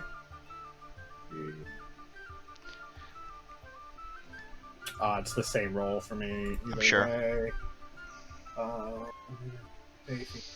Okay, that doesn't help. It doesn't work because it's not dragon. Dragon, you don't get advantage on dragon checks. Yep, nope, that's what I was checking. Yep. 14. Okay. So you recognize the shape of the lock is a dragon, but you also notice the accoutrements are like aquatic in nature, and you take a second, you're like, aquatic dragon, and it snaps to you is that it is indicative of a bronze dragon. Yep. So I will go ahead and use that, avoiding the shock from its breath weapon. So as you do, it just there's a little puff of smoke comes out, and you hear light clapping as you get it right. I knew the answer. I just had to make sure Kai knew the answer. Yeah, for sure. Right. Those of you who are looking at Galceria see that if any of you are even staying, or if any of you are going to, if you guys are just like, screw this Kai and like go to the docks. Kai just stops and everyone else keeps walking. That's up to you guys. Arteis said she would stay at the very least. Okay. No, Eve's staying. I'd stay. Eve would not give up the chance to make fun of Kai. Oh, absolutely not. Never. Poisoned, sick to her stomach, doesn't matter. Yep. What happened? Kai solved the first riddle. Kai is doing riddles. He solved the first one. I would be watching Galceria. Yep. He seems genuinely impressed. And then you notice he's also wearing some sort of metal on his chest. A brain or a dragon on it.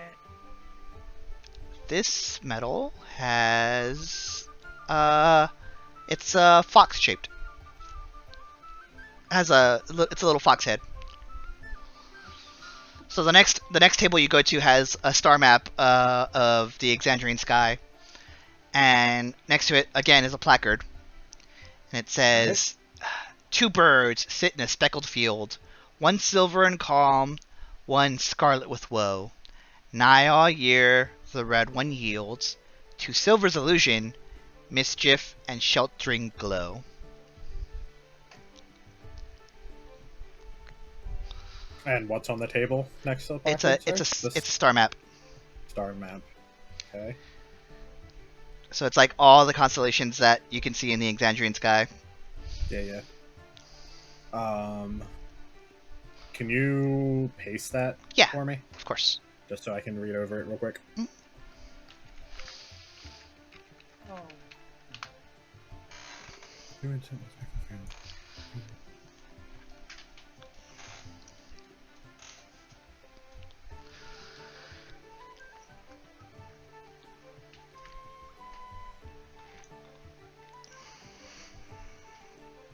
I mean, just a general intelligence check again, I guess. Yeah. Go ahead and give me. You can give me history or religion. History or religion. Mm-hmm. Same either way. That is a 7.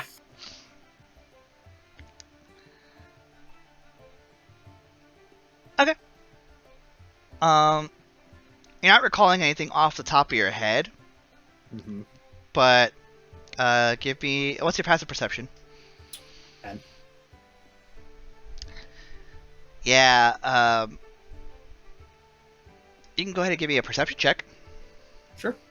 Just a general perception check. I mean, I again, I know what it is. Yeah. But... 10. Yeah, I don't know if you're. I don't think Kai's kind of. I don't think Kai's really grasping it. Kai is. It's just a sky map. It's the whole sky in general. He's just gonna point to Rudius. He's like, "Oh hey, that was the only moon that was out when I was born."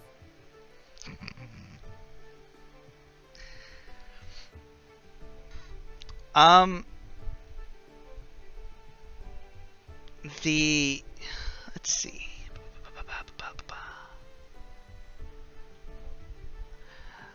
I think Galsariad looks at you as like interested at how you and the goblin is like, yes, that is correct. What? 10 points will be awarded to both of you for sheer dumb luck. He kind of looks at you as like, yeah, that's. He looks at you as like, next one. Galsariad is just like, has no idea. Soleil, go ahead and give me an insight check. If I had not rolled, that is my question. Would have been nothing. Who did you want to roll the insight check? Soleil, who said that she was looking at Galsariad.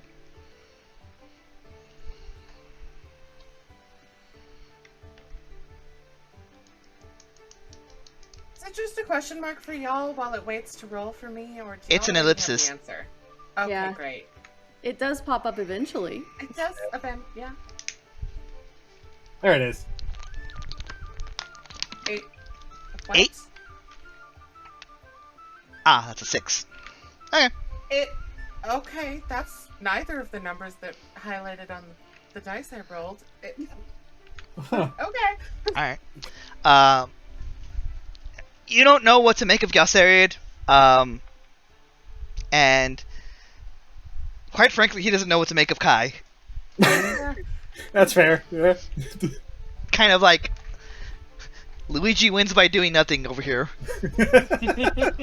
I'm looking at both of them. Could I also do an insight? Yeah, go for it. 17. Kai stumbled his way onto that. Galsariad, Yeah, obviously. Galsariad clocked that and is like, all right. And the final table is 7 small bottles filled with colored liquids, and this one is another riddle, another placard. Okay. 2 of us are brewed from blight, and always sat 2 purples right. 3 are juice, 1 burns like flame, and no 2 colors taste the same. Even flasks hold naught but pain, and shade of sky will leave a stain. Though tasty are those of each end, neither is the winner's friend. A puzzle for the keen and wise, drink the light to claim your prize. Right, and can you paste that as well? Yep.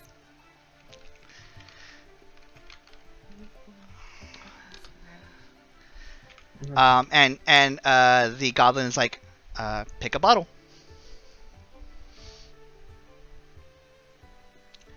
And as you pick this bottle from 1 through 7, let me know what you land on. Sure.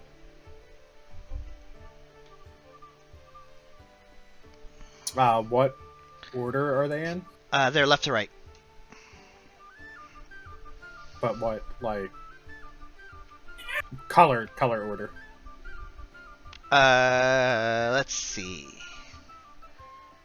There is a purple bottle, green, sky blue, white, purple again, green, and red.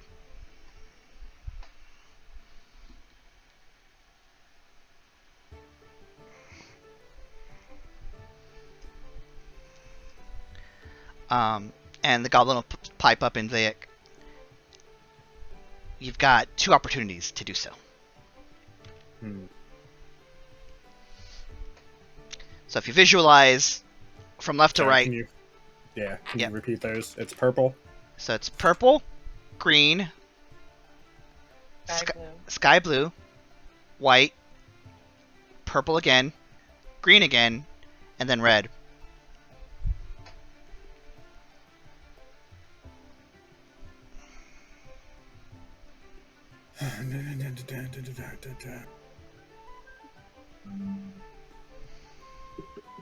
And they're all in the same type of bottles? Yeah, they're all very identical bottles.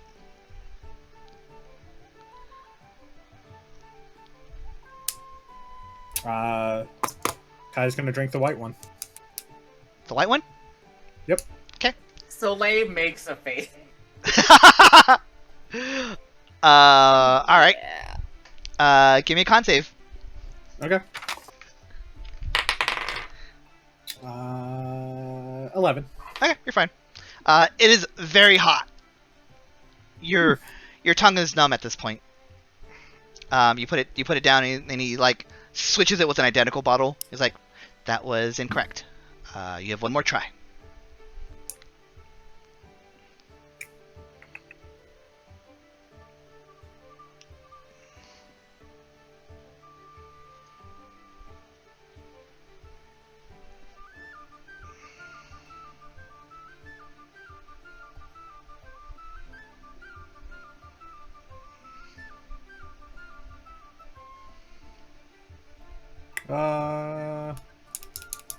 Drink the second purple one.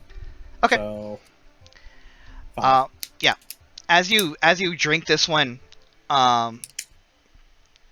you feel it warm again. You're like, oh shit, not again. But as it goes down your system, you feel an overwhelming like sense of like, you know, when whiskey hits just right and you're like, got a good warm buzz going. Yeah. It's kind of what you feel. Everyone else who looks at Kai right now, he is emitting silvery light. And the goblin goes, well done. Arteis is also clapping. Galsariad is like, once again, has no idea how to read this situation. I was mostly just curious what that white one was going to do. It was a shade of sky, so it couldn't have been right, but I had 2 chances, so, you know. The sky blue bottle was the one before that one. Yeah, but white and sky blue are both shades of the sky. So. Fair enough. The other one was berry juice. What's your reasoning? I mean, yeah? He has none. Oh, I just told you. The sky blue one, if that was. Yeah, but sky blue and white are both shades in the sky, so neither of them could have been right. But I had 2 choices. As you're having this conversation, Galsariad gets closer to you because I'd say he's like 10 feet away at this point, and then he gets closer as you guys are maybe like 5 away. And he's like, your cunning is a cut above that of everybody else in this backwater. Whoa, hey, hi, how you doing? Hi. Galsariad Arteis. Kai Emmerich. Do you plan on participating in the grand finale at sundown? I mean, sure. I'd be interested in testing my wits against you. I don't know what to make of that, but sure. Doesn't even look in anyone else's direction and like walks off. Kai's gonna lean over to Eve. Was he flirting with me? With your insight check, it's hard to tell. Yeah, I know. No. I'm saying with Eve's insight check. Oh, okay. Can I roll an insight check? Sure. She shrugs. It's not going to be any better, but it's a 15. Yeah. Hard to read. He just kind of like walked up and just like started talking to you. Didn't even introduce himself. That's why he introduced himself. He's a type of elf, though, and it might just be your dumb luck. It's all up here. He just taps like the thinking meme. Uh-huh.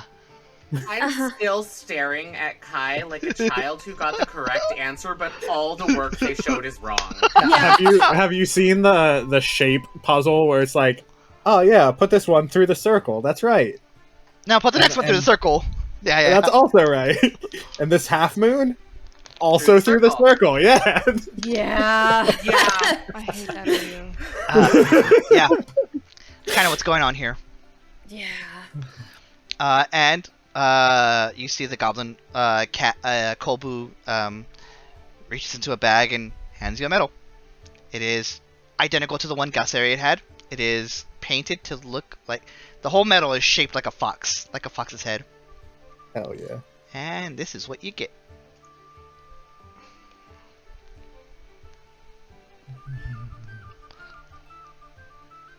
Nice. That'll be good for you. Uh-huh. Yeah. All right, where are you off to next? This is Kolbu saying that. I mean, we were headed towards the docks. We just got distracted by your very, very fine puzzles here. Thanks, appreciate it. The docks is gonna be a rough one, so good luck out there. Can you tell us anything about it? There's a spear and it's attached to a log or something, and they want you to go grab it. It's more of a this is a skill of brain. That's a skill of brawn. Huh. Noted. Thank you. Appreciate that. Of course. You have a wonderful day. You as well. And you all head over. Mhm. All right. So as you all go to the maze. Oh, sorry, not the maze. Sorry. As you guys are getting towards the docks, you see you see this maze that just it's like they're like 4 feet tall walls made out of wooden planks, lashed together with ropes and propped up between sandbags. You see banners that are hung by the entrance and the exit, and all of the pathways of the maze are like 5 feet wide. To the side, you see an Aarakocra sits on a chair that's 30 feet above the ground, just kind of like looking down at everybody. You see a small crowd cheering on and heckling the people inside. You go, ah, yeah, go, you're almost there. And you see like, fuck you, turn around, you idiot. And towards the entrance, you see Maggie there, talking to a goblin in a breastplate. And this is the goblin. Oh, hey, Keen Eyes. How's it going? She turns around and like she like almost immediately does like an about face and turns. Very graceful on her feet, actually. Like, oh, these are the ones I was talking about earlier. And she looks at Dermot. And Dermot's like, oh, hello, I am Dermot Werder. And he very tiny goblin like sticks a hand out and shake. Kyle will shake his hand. Mm-hmm. I am, and he like puts a hand to his chest. You see that around his neck is a dodecahedron-shaped necklace. And he goes, I am a follower of the Luxon. Here to make sure that these, and he kind of like very lightly elbows Maggie, these people are shipshape. Are you gonna do the maze? Oh, is this another game? Festival contest? Yeah, Contest it's a maze. Maggie here claims that she's figured it out, but I'm not so sure, and I don't want to look like an idiot. You know what I mean? Oh well, what's your theory there, Maggie? Maggie looks at you and is like, "Well, I want Dermot to do it, so I think I want to hold my theories to myself." Oh, that's fair. But it was really nice watching that orc get what for. So, you know, and she like her big ogre hand like clasps your shoulders like. So I appreciate that. You and your group here. Oh yeah, that was really all Arteis. Does Arteis pop up and say anything? What? Who said my name? And she looks as like, "Oh, Arteis, it's good to see you again." Good to see you too. You. She does like the awkward like hand Finger point. Oh no, not the Finger bisexual guns. finger guns. I am going to like sneak up behind Arteis and just whisper Maggie's name into her ear. Real quick. Maggie. I totally forgot your name. What's your stealth modifier? No, stop rolling low. Okay. No, you don't. Stealth. Don't, huh? My stealth modifier is +5. +5? Okay. You didn't have to necessarily roll. So I like to sometimes use passive scores, and this is like a brilliant opportunity to do so because you're not necessarily sneaking. You're just kind of like being cautious. Subtle. Yeah, you're being subtle. So this is more of a contest on Maggie's side than your side. Okay.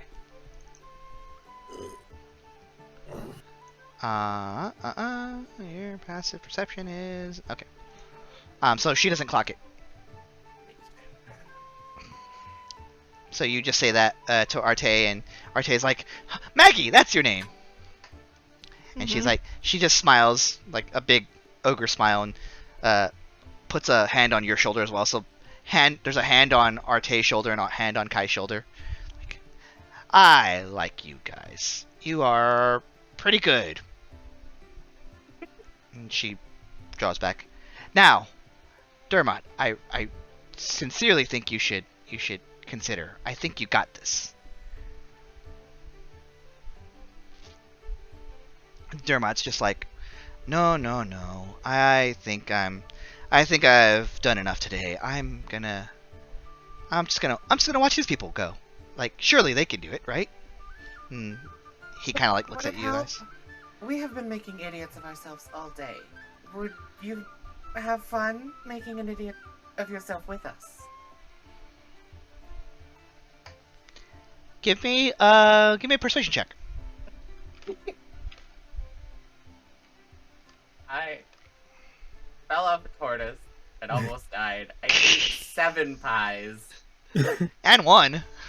Kai has won a game of cunning through luck.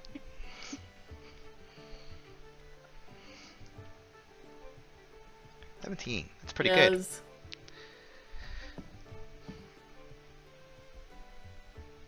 He looks at you all and is like, "All right, I'll go. But you guys go first." The Aarakocra comes down, like flies down from his perch, like stands in front of the entrance. Is like, "Hi, I'm Sharpwatch, and I am watching." And excuse me, 1 second. He goes, flies up in the air and like scoops a goblin out of the maze, like sets them down gently. I am watching to make sure that people do this in one shot. This is called the one-shot solution. And he's like, it is 3 silver to enter if you want to come through. One-shot solution? Get it in one shot. It's a maze. It's a maze. I mean, don't So, you like- really only have one shot? If you hit a dead end, is that it? You hit a dead end, I scoop you out. Oh man. Oh, Well, there goes my technique. same. Damn. Any questions? Any other questions? Mm, If I go down a route but don't hit the dead end and turn around, is that fine? That's not really how that works here. You pick a path, and you either get a dead end or don't. So, at that point, it's luck. Some of our more astute people have had better luck looking, around the maze before they actually go in.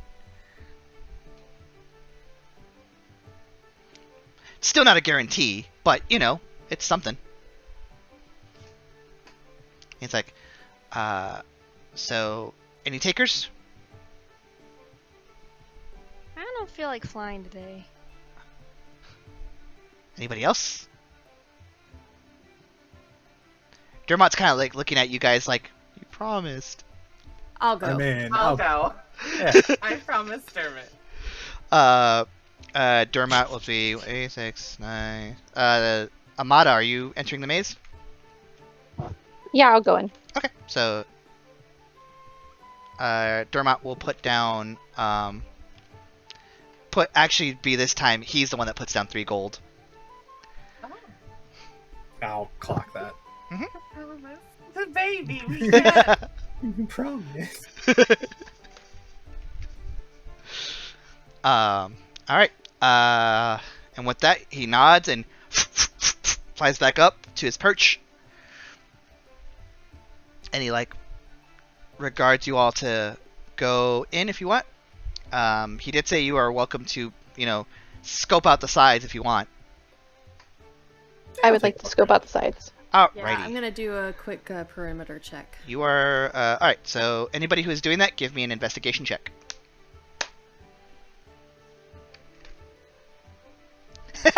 Nine. 16. Fine. Oh, my dice make noise now, but they are not faster. You could use actual dice. I could. That would be faster. You're more than welcome to roll actual dice. But on a, let's see. What did you roll, Kai? Total of 9. Okay. Amada. Same Z. Yeah. Amada, you're scoping the perimeter a little bit, and you see the thread that leads from one banner to the other banner, and you will have advantage on the check when you go inside to the maze. Okay. Dermot presses a hand to his chest, Luxon, be with me. And he kind of looks at you all kind of expectantly at this point.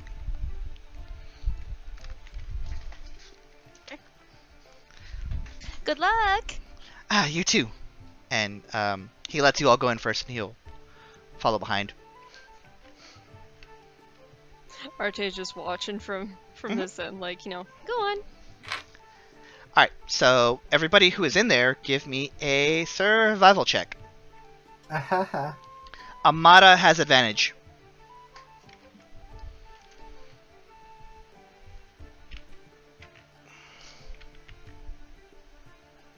So just survival. Real dice. Survival, yeah. So you roll twice and take the bigger number.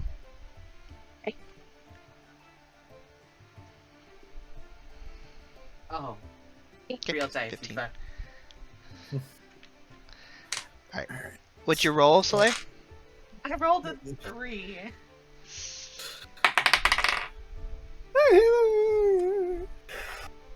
Uh-huh. Got a 16. Okay. Let me roll for Dermot. Guidance isn't gonna help him there, but No, it's not. What are your stats, buddy? Okay. Yep. Alright. So as you all are kind of... It's kind of like escape room style, except the top is open. And as you all are making your way through, you're kind of like feeling around and getting to the right spot and taking the paths. And this is like 10 minutes of this, and you don't see anybody else as you're walking through. And eventually, Kai and Amada, both of you make it through to the other side. That wasn't too bad. Not Right, guys? As you say, guys, stopwatch just like, and he's like, goes down, grabs Dermot, like sets him down gently next to you guys. Grabs Eve, sets her down gently, and then grabs Soleil and sets them down gently, all so Kai that is you are gonna all look together. directly at Eve and just smirk. Flips him off. And Okay, listen though, I did that with a -2 to my roll. Amada and Kai, you win this.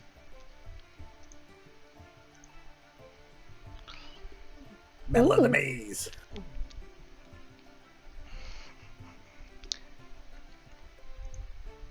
Huh. Our table have been coming around the bed and being like, "Oh yay, y'all made it!" Yeah, we all made it together as a group. Sharpwatch pulls these out, hands them over to you really quickly, and then goes back up. He's like, and as he's going up, he says, "Congratulations, you did it!" And then swoops back down and grabs another person who took a dead end. Yes.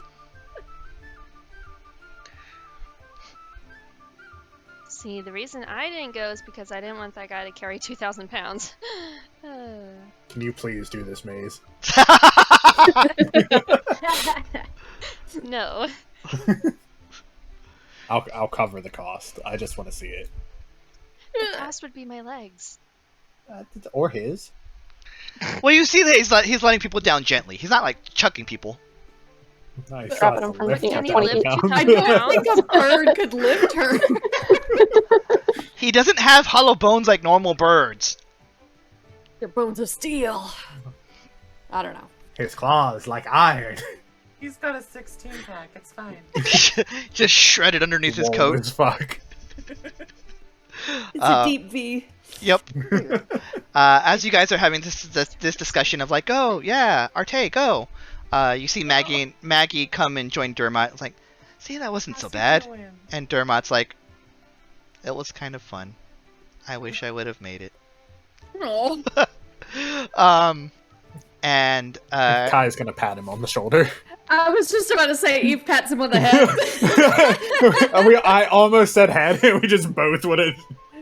Awkward. Everyone just gives him pats. it's just like that gif of everyone patting a cat, or that one of like all those hands of the turtle. Yeah.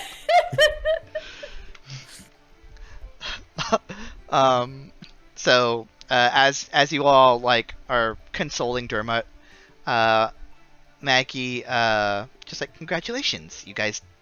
I see you've got brawn and brain here in this group. Interesting. Why is it interesting? Because some of you are strong and some of you are smart. It's interesting.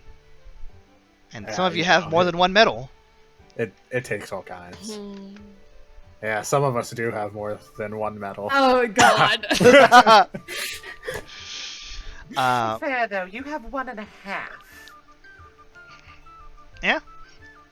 No. One. Let's see. Here's one, and this is another one. That's two.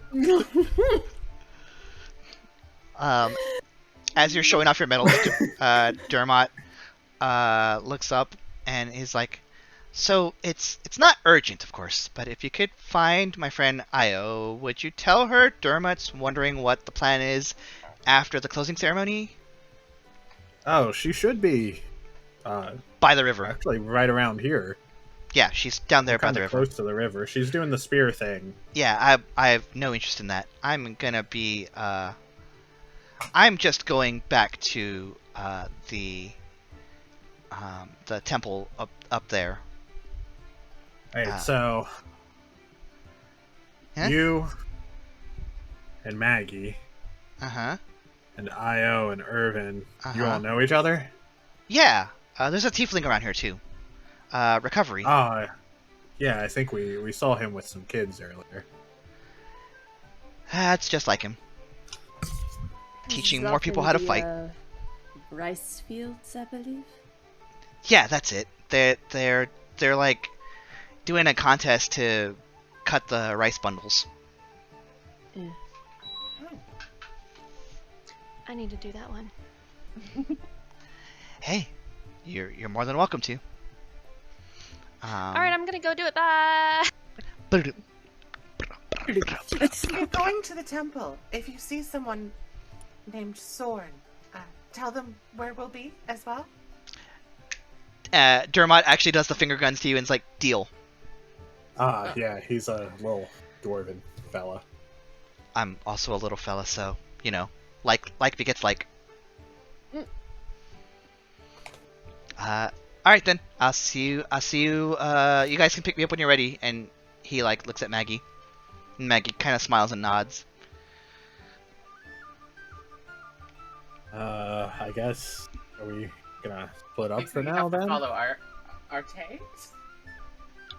Is anyone going with Arteis to the rice thingy? You better follow quick because she's going. She tried. She's zooming. Where was the other option? Were we heading to the docks? So the docks are right they're here. Opposite Oops. directions. Yep. The docks are over here. Uh-huh. And We're then here. the rice fields are over here. Right. We're right here, so Eve will probably stay heading towards the docks. Yeah, I'm also heading towards the docks. Anybody else? She's determined to get another medal. Anybody else? So I'll go with Arteis. Okay. I'll try to catch up. Easy enough. I'll go to the docks. Hell yeah. Alright. Split the party. Split the party. What's the worst that could happen? She's Don't doing say. a little canter. Do you want to start with the rice fields? Because I'll be right back. Yeah, I'll start that. Alright, cool. Thank you. Yep. Alrighty.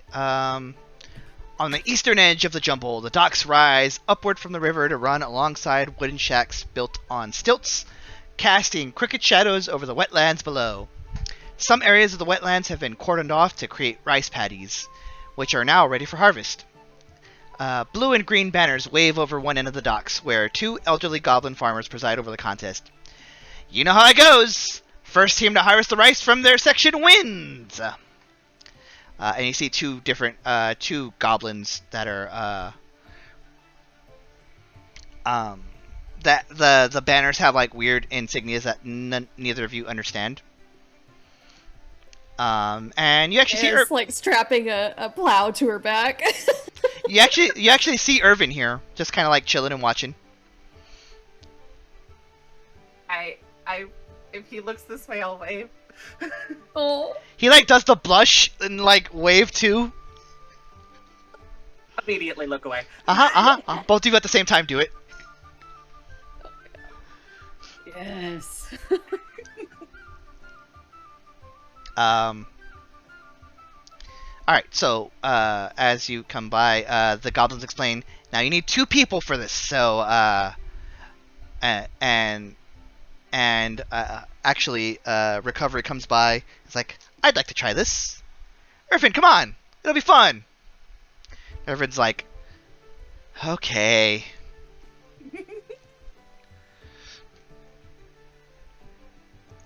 Let me break up their sheets. Practically free labor, but yes, it'll be fun. There's no practically to it. One of the goblins actually Right. says that.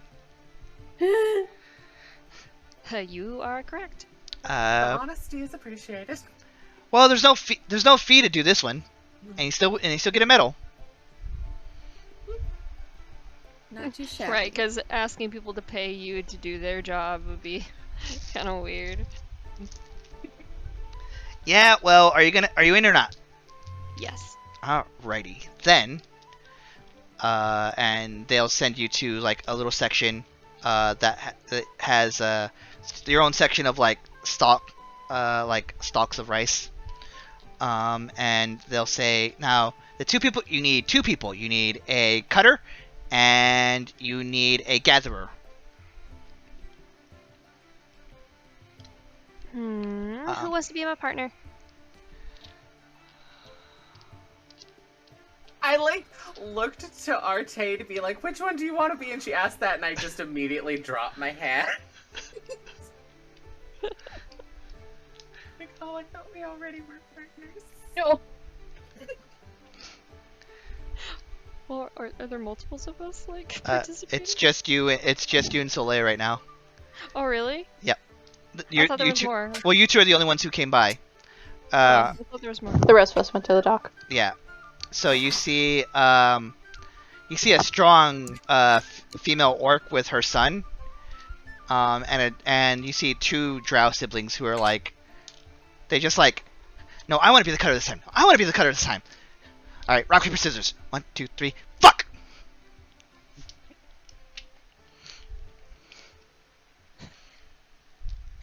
So, Soleil, did you want to cut or gather? I could gather a lot. I mean, I could hold it all, so. There more description of what we're supposed to be doing besides cutting and gathering? And Beetle, the one of the goblins, says, each team is responsible for this, for a single 20-foot long, 5-foot wide strip. On my signal, you are all racing to harvest your strip.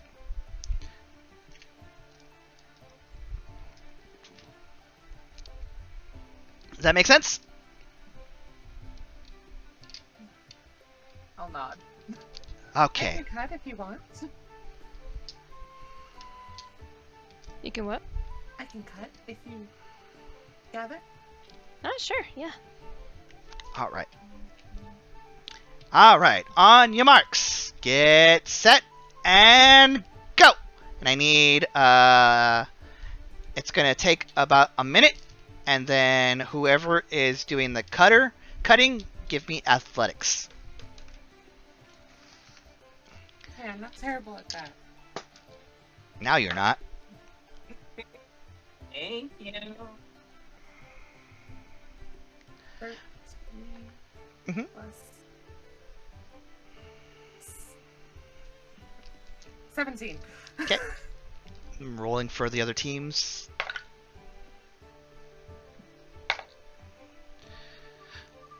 So you see the drow's like, no, I'm cutting, I got this, look, I got it, and he's like, sets it down. You see Irvin is like cutting, is like, fuck, and he like cuts his hand. It's like, ah, shit. And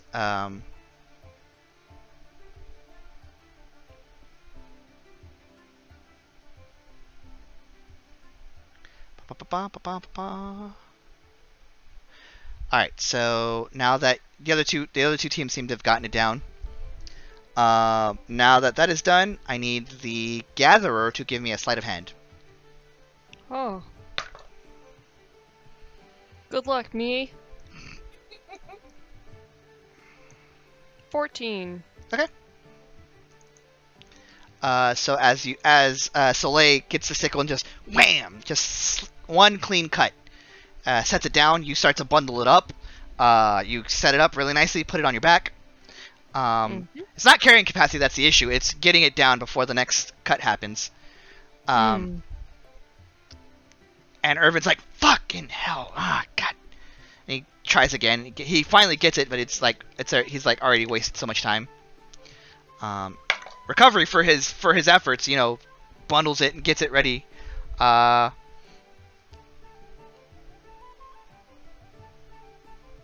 And let's see. Okay. Next one. Give me another athletics check. Would using magic be cheating? Probably. Okay, never mind. Let's just say what. What are you trying to do? Just they gave us a scythe to cut it with. Mm-hmm. It's a little sickle. I just using mage hand to cut more faster was the idea. But if it's cheating, then I won't do it. Okay. Go ahead and give me your athletics then. 13 again, so 17. Okay. You again one clean swipe. The drow team is like, no, fuck, I told you I wanted to cut. I'm better at it. I'm much better at it. You should have listened to me. The orc team is like, huh, got it. Go, honey. They're like a well-oiled machine, even though the boy's like, I got this. Ha! Mm-hmm. Irvin is like gonna roll. He gets it this time. He gets it in a clean cut this time. Alright, now the gatherers give me athletics. Sleight of hands. 17. Mm-hmm.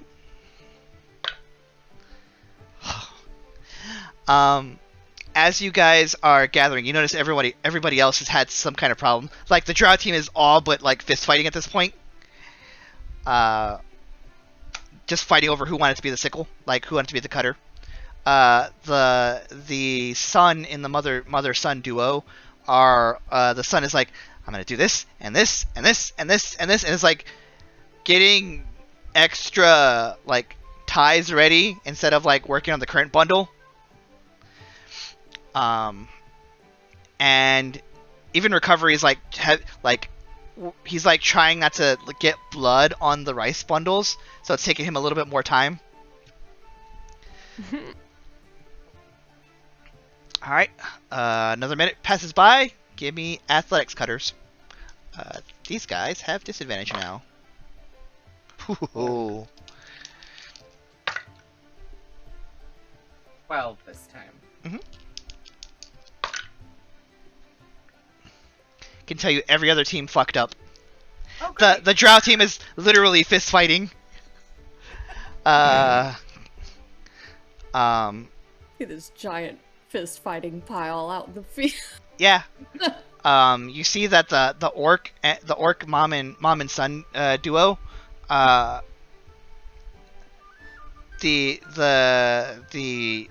boy straight up says, I don't want to do this anymore. I'm bored. Oh. And she's like getting ready to cut. It's like, all right, honey, let's go back home then. Oh, that's good parenting though. And you see Irvin is like goes to cut, and where he cuts, he once again like strikes his hand because he rolled a natural one.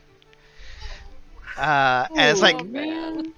and Beetles has a whistle, goes, shh, that's 2 strikes, you're out. Damn. So one never started, one left, and one got disqualified. So. At this point,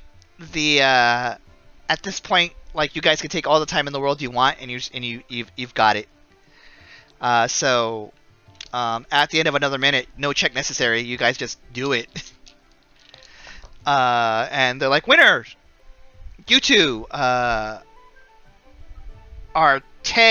I heard about you from the meat pies. Or, sorry, no, from the arm wrestling. And Soleil, I definitely heard about you from the meat pies.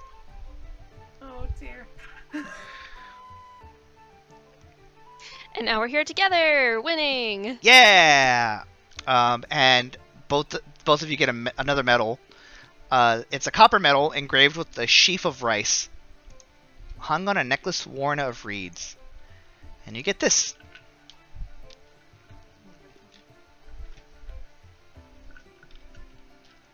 Unironically very useful. Yeah. I am going to graciously accept it real quick and then run over to Irvin. Mhm. His hand's still bleeding. It's bleeding, but he's like, that sucks. That smarts. Arteis just like, where do I turn in this rice? And the goblins are like, oh no, over here, please, please, come this way. Horse trots over. And yeah, you deposit it. Like, thank you very much. This is going to be a great harvest here. As you can see, the good help is hard to come by. Well, I'll certainly make use of this this metal. Of course. You have a lovely day. You as well. And yeah, Soleil, you're able to like ascertain that it was bleeding profusely, and then Irvin has just like wrapped it after he got DQ'd. Okay, he's already. Okay, So great. he's not. I've already ripped part of my change of clothes and like have my water skin out, and I see he's fine. I'm like, oh, okay, cool. Huh? Never mind. He turns and looks your way with your like makeshift bandage and water. Like, huh? Oh. Soleil, right? I'm glad you're okay. We'll see you later. Bye. Recovery just looks at him like, don't worry about her. She's. Never mind. No, she's fine. And yeah, that's that. You go and rejoin Arteis. And you guys are welcome to head back down towards the docks to rejoin your party. Yeah. Who is going to be taking the plunge. Taking the plunge. Come on, keep up with the horse. Several people are gathered on the piers, arguing among themselves and venting their ire to a spry goblin who responds to their anger with an amused expression. Suddenly, a voice cuts out through the chatter, a familiar voice to some of you, as a blue-skinned woman pushes through her way through the crowd and stands protectively in the front of the goblin and yells, "She's not gonna say it again! If you're here with a team, only one member of your team can participate in the challenge. The rules are clear, and if you can't handle it, fuck off!" Hey yo! And after a couple of seconds, small groups of people begin to like quietly murmur and kind of back off. And as you say Ayo, she's like, "Oh, hi." Oh, hey, Al. How you doing? I just heard yelling and wanted to join. Well, sometimes you gotta just get people in their place. Were you going to participate in this?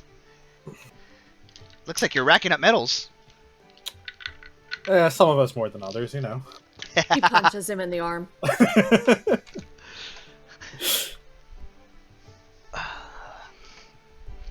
Well, I am gonna do this one. And I believe you two have met, as a drow in wizard's robes shows up. This is one of my members of my party, Galsariad. Oh yeah, we're both. He's just gonna like hold up the fox emblem. Yeah, we've met. Whoever is here and wants to can give me an insight check. Definitely. Hang on. I rolled that and it rolled back into the bag. Floor dice don't count. It rolled into the bag. Floor dice don't count. Face up. You said insight, right? Yeah. 14. Okay. What'd the rest of you get? 13. 13. Okay. You know when people have an argument, and they're friends, but they have like a disagreement about something, and they're immediately going into conversation after that. That is kind of what the situation is here between the two of them. You don't know exactly what the argument is about, but you see that she has a bright smile on her face, and Galsariad looks kind of impassive. I mean, we just met them, and that's how they've looked both times we've met them. So. Fair. The goblin has like a little like cooking pot, like as their like tip jar. It's like, This contest is 5 silver to enter. She pulls out a gold to cover both of them. It is- Amada, are you? It is a You one-person. joining too? It is a one-person challenge. I think I'm gonna watch. Oh, I know. We're not on the same team. We're Oh, separate. we're definitely not. Yeah. No. Ah, in that case, give me a deception check. Eve. Okay. Oh, are we? We're It not is deceiving. one person per team. We're not. No, Okay. Oh, I know like what. per party, Okay. like Per party. adventure party. Uh-huh. Oh, okay. You can just go ahead and give me deception. That was a 13.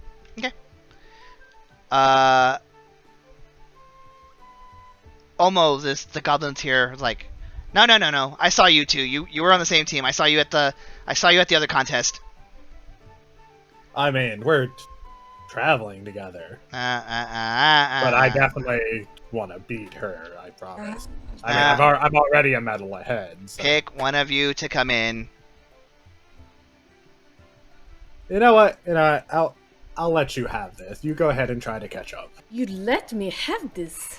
I mean, you're a medal behind. Ao drops 5 silver in and is going towards where the contest is.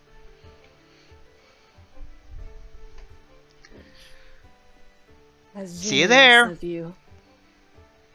He'll do a flourish bow to her.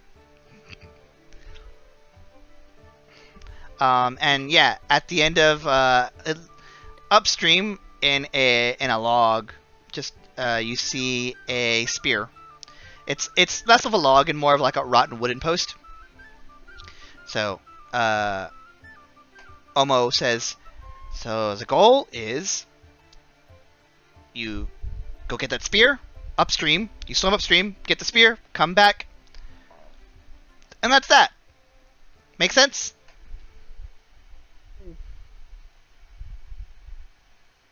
Cool. And as so he's like, Omo is like, on your marks, get set, and I need Eve to roll for initiative. Oops, there it is. Oh my gosh. It's a 9. Okay, I'll just throw your thing. I'll throw yours. I'll throw Ao's on, so that it can have an added turn. Oh, right. Sorry. No, you're good. I have to throw your token on, or you could throw it on, I guess. Oh, sure. There. Needs to be resized, but It's fine. This is just for decorative purposes. I can get rid of that. I can get rid of that. Alrighty. Let me add 2 turns.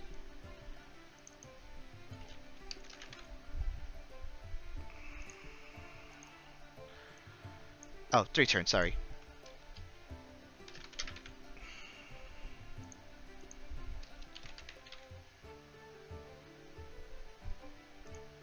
Cool. And then you can go ahead and add what you had for initiative. You can click on it and then you can custom add it. oh, perfect. Okay.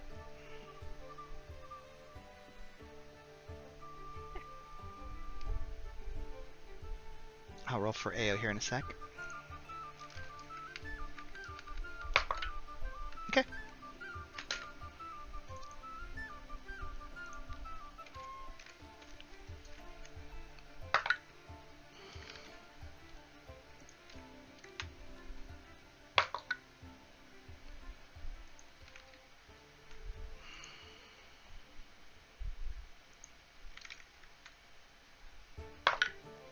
Oh.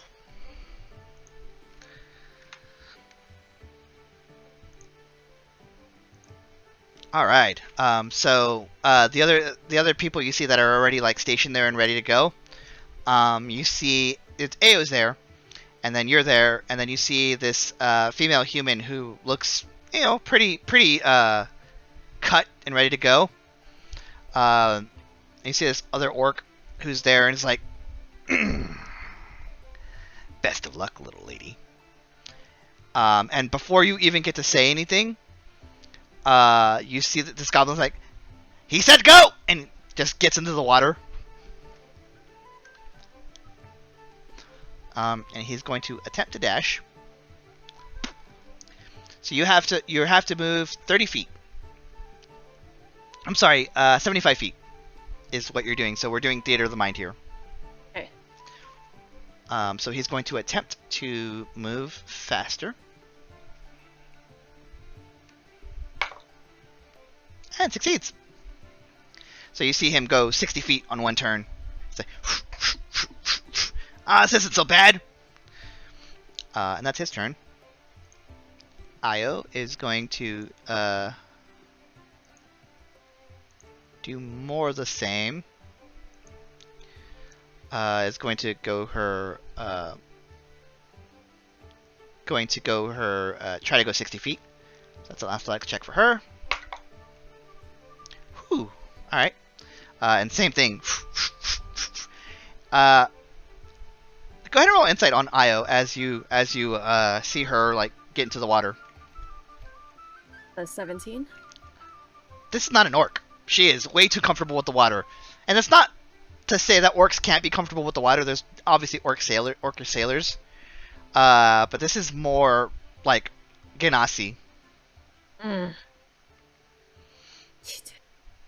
She's not cheating. I know. She's just. And she goes 60 feet and catches up to it's like catching up to the goblin. Like, you're not gonna beat me this time. And then that is the female human's turn. It's going to go same thing. Try to go. Beats it, and goes 60 feet. Damn, I'm rolling really good for these people. And yeah, they're all like neck and neck over there. And it's your turn. I'm gonna try to dash and do that too. Okay, you can move 30 feet. Fine. Give me an athletics check. Dirty 20. Dirty 20. You easily just muscle it through.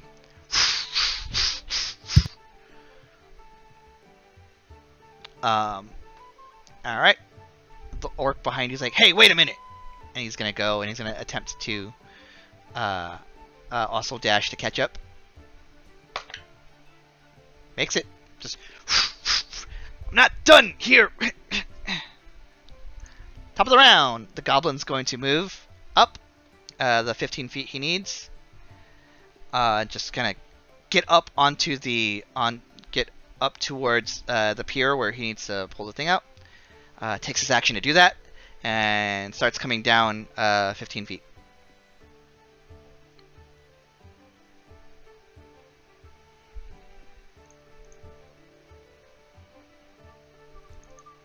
And that's his turn. This is action to wrench the thing out. Give me 1 sec.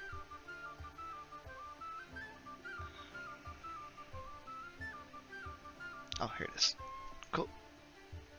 As he wrenches that out, some unsavory. What's your passive perception?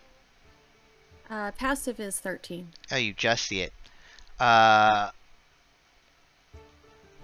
You see 2 sharks come up from the water, or from the river, and they come up, and they're just gonna start feeding. They're not going yet, but they will be going at some point.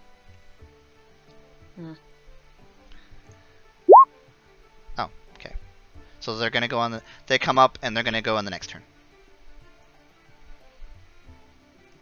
Are we able to see these from the shore? Yeah. Hey, those supposed to be there? Those what? Oh, shit! Not again. Noted. Amada. And Kai's gonna grab his crossbow off his back and start running towards the docks. Hey! Wait! And it's Io's turn.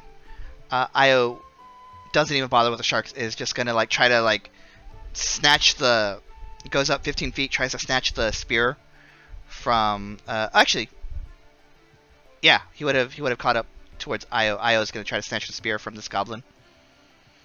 What is it?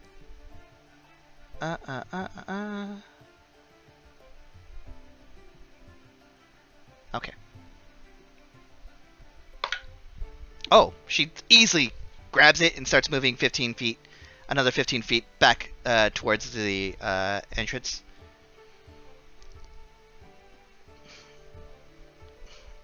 Goes past all of you, really. I'll have you roll initiative on the next turn, Charlie. Sure.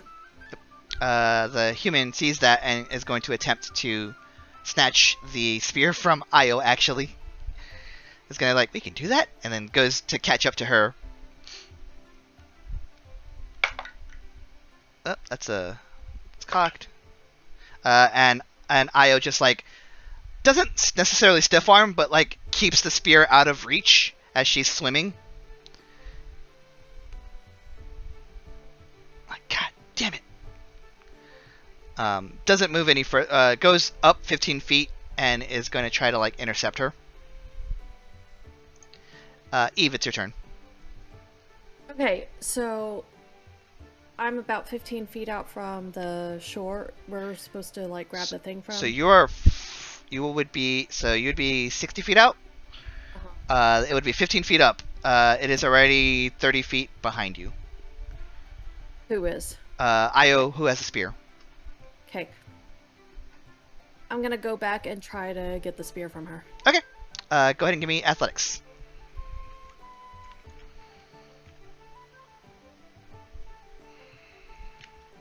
Oh, 23. Easy enough. You go as she's holding it away from the human. You see that opportunity goes yoink, and you're able to. That's your action to do so. But you are able to do that. Let me see, actually. Yeah? Cool. The orc is going to attempt to wrench it from you. What is your strength modifier? +3. Okay. He does not do so. You actually just shoulder check him out of the way.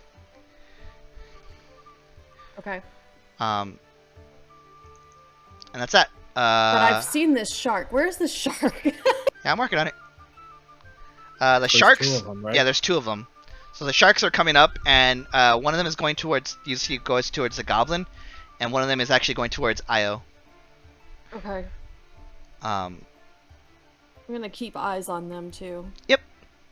And then Kai, are you actually gonna do something here, or are you gonna hang back? Oh yeah, I'm gonna get as close as I can to the shoreline. Mm-hmm. And I just have an attack. I'm gonna ready it to, if one of the sharks goes to try to hit anybody or bite anybody, to just launch a bolt at it. Okay. Go ahead and put your initiative up. Yeah, I had yelled for Amada to join me as well as I ran towards the docks. Yep. Amada, do you join Kai? I will join. Okay. Cool. Both of you put your tokens down and roll initiative. Oof. Okay.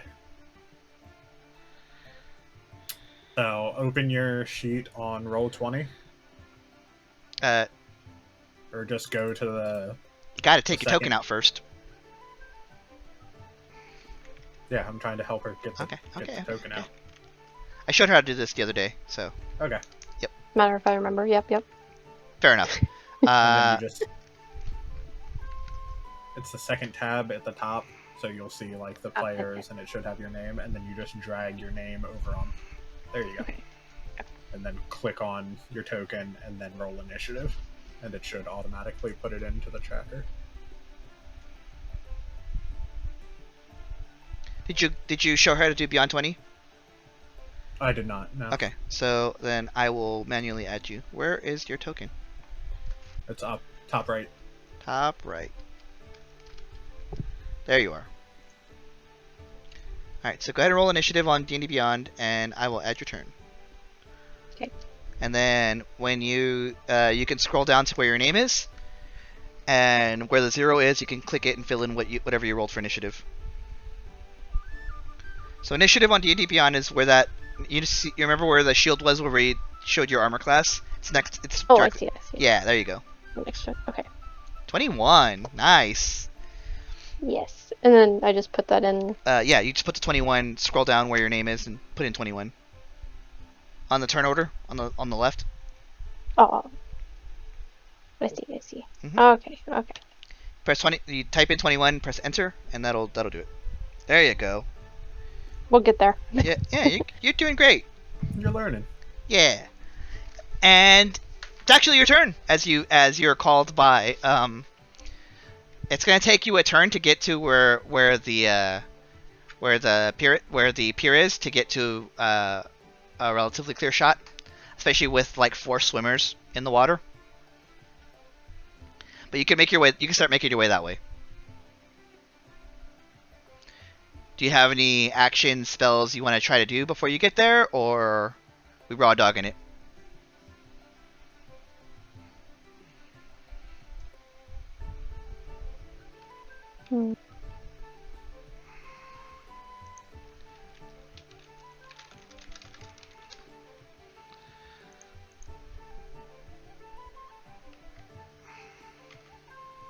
We'll just raw dog it. Okay, cool. You just dash over towards the end of the pier, edge of the pier. Cool. And that'll be your turn. Sure, why not? I was almost eaten by a turtle today, so it's cool. Yeah. At least you're not gonna. Probably won't be bitten by a turtle at this point. Hopefully not. The goblin's like, wait! God damn! Oh god! You just passed by him.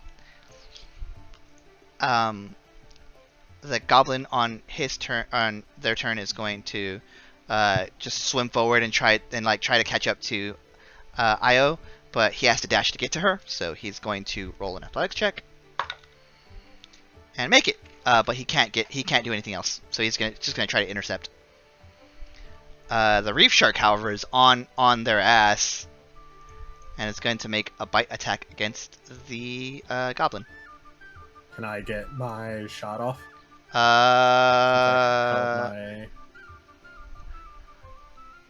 Yeah, sure. Cool. Uh-huh. So as soon as it the bite, try to shoot.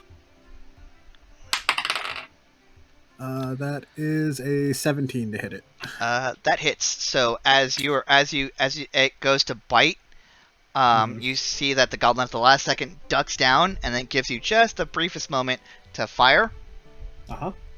And you hit. So go ahead and roll damage. 6. 6 points of damage. Shark didn't like that. But it's still up. Yep. I'll start reloading my crossbow. Yep. And the other one's going towards Io, is going to make a bite attack against her. And also miss. And Io just like elbows it in the nose, trying to trigger a little bit of tonic immobility. Doesn't get it quite right, but it's enough to like startle the shark. And on her turn, she's going to go up towards Eve and attempt to wrest the spear away from her. And has to roll athletics. What's your strength thing? 13? 16 is 16, my so plus total. 3.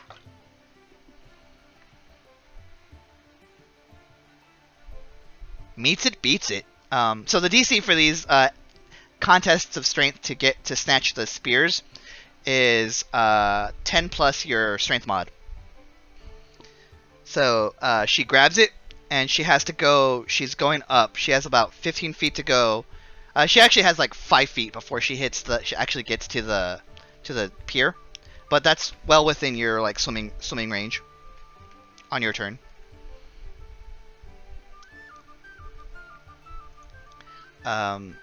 This is like Fall Guys at the end, where everyone's like at the end, like trying to Grabs each other and pulls them back. Yeah. So that's kind of the vibe that's going on right now. The human is going to swim up and try to wrest the thing from Io. Has a +2 to the mod. Yeah, just barely gets it. Like, grabs a spear and like, nope, and then grabs it, but can't go any further. You, however, have a clear path to both, because of the movement you've taken. You can both get to that and get to the edge of the pier on this turn if you are able to wrest the spear away. That's what I'm gonna try to do. All right, so it's in the human's hand instead of Io's. Okay. Go ahead and roll athletics.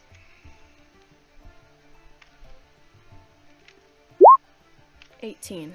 18 will do it. Oh, yeah. You grab it and you go jump up onto the docks, and you can move another 15 feet. You've got another. Actually, no, you're there. So you got 15 feet, go up, and you go another 15 feet, and you're there. And that's Omo, and you present the spear to him. And Omo goes, "Winner! Someone kill those fucking sharks!" I'm still reloading. Yep. And then Kai, it's your turn. Oh. Alright.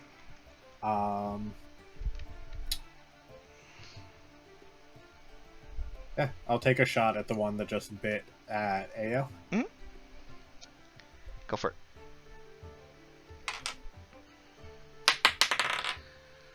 Ooh, that's a 10. That unfortunately misses. Feels soup. Shit. I'll sit there and start reloading again. The orc is like, "Fuck this," and it tries to dash and get towards the, like, just run. And oh no. You watch as he's pushed downstream, so theoretically it'd be easier. But what happens is he's pushed and bumps into a pier. And that's his turn because he just got knocked the fuck out. Fuck. Amada, it's your turn. There are two sharks, and they seem to be like converging on this orc who just got knocked unconscious. And you're within range to do whatever you want to do. Okay. Let's kick one. Does the other room have damage? There's point? one has damage, so if you want to hit that one, that's fine. Yeah, let's kick that one. What are you attacking them with? I have a crossbow. You have a crossbow. You also have spells, so it's up to you. Whatever you want to do. Sure. Let's do the crossbow first. Okay, go ahead. So on your actions tab, on D&D Beyond, you can click on your crossbow's not equipped. Look at that. I was gonna say, you You don't have Okay. a crossbow. Look at you that. don't have a crossbow. You actually don't. You can cast a spell. That's fine. Okay. Okay. Might be the only thing that has reach right now.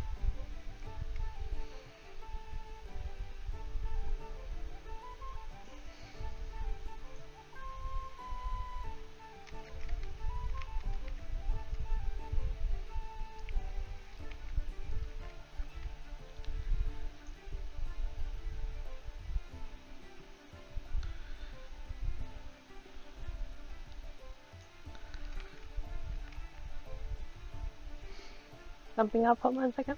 Yeah, you're good.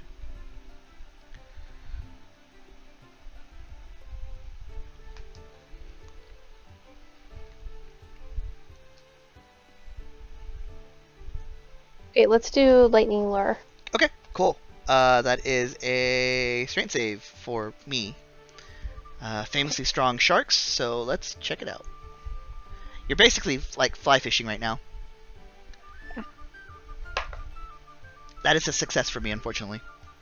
Okay. So you go and you lash out the lightning, and it unfortunately you don't catch purchase with the shark and miss. So that was your action. Okay. Anything else? No, I don't think so. Alrighty.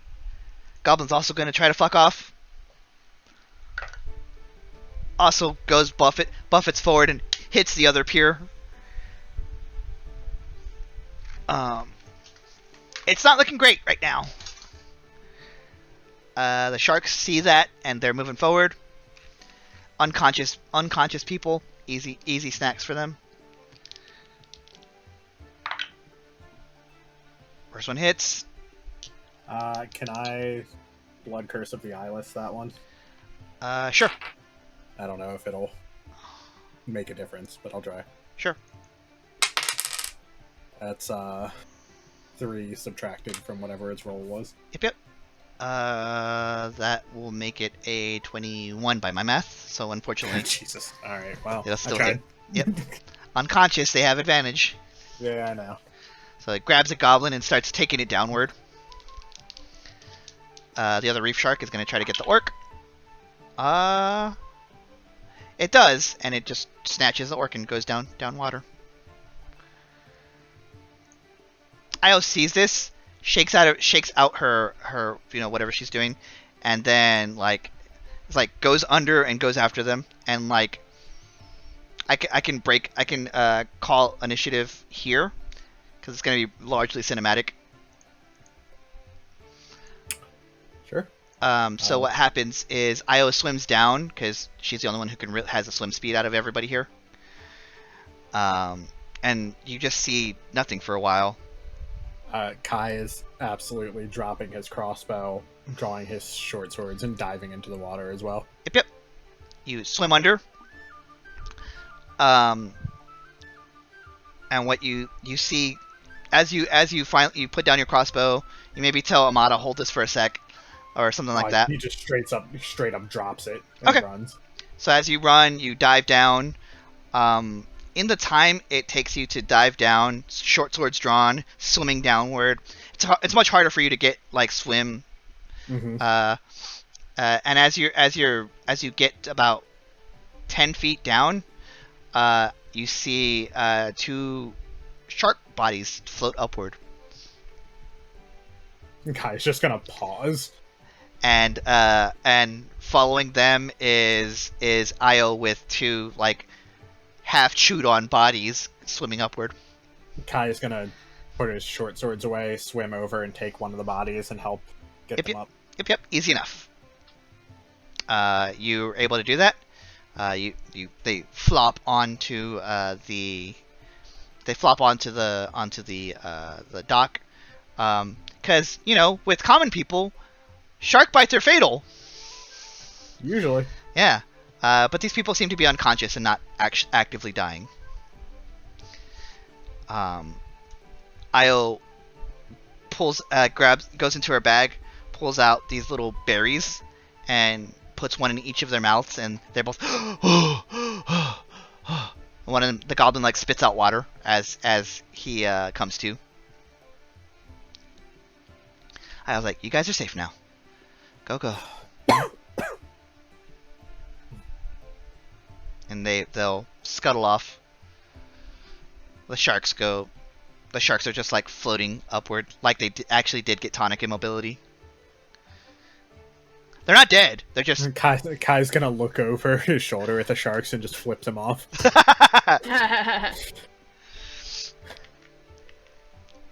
Yeah, they're definitely not dead. It's just they are unmoving. All right. You too good? He's just sitting on the dock with his eyes closed. I'm dripping. Fine.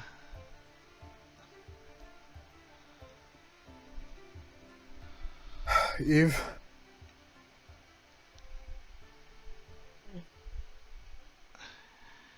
Eve? Yes, Good. thankfully, yes. Omo the goblin comes by and hands you a medal. It's glass shaped vaguely like a conch shell. And it's that. Once again, unironically, one of the more useful medals of the bunch. Also incredibly ironic that it would have been completely useless to AO. Yep. Yes. Well, water ganassi things. Uh-huh. AO will touch Eve's shoulder and be like, "You swim well. Remind me of my father."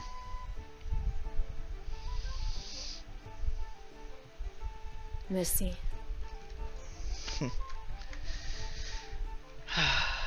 The better person won. Let's not get ahead of ourselves. You did good, though. He wrings out her hair. Never seen anyone give their all like that before. Except for myself, I mean. Had some motivation? She actually does chuckle.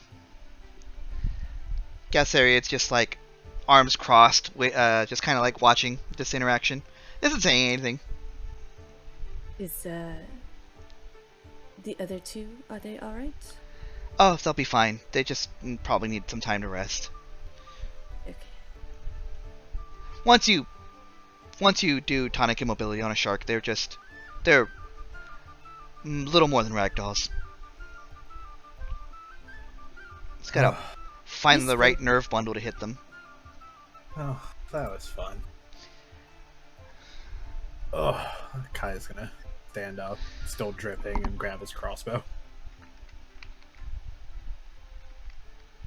Galsariad actually just like prestidigitates you and cleans off your, dries you off. Hell yeah. Just As you walk by, it's gives you a knowing nod. appreciate you.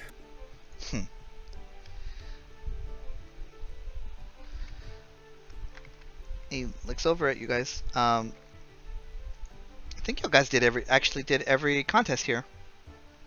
Hell yeah. Oh boy. Did you say there was something at the temple? No, I Or just is said that that's where Dermot was going. Okay. Yeah. So as you guys are walking from the docks, you hear a brrrr. Closing ceremony starting soon. Kai takes his hands off his short swords.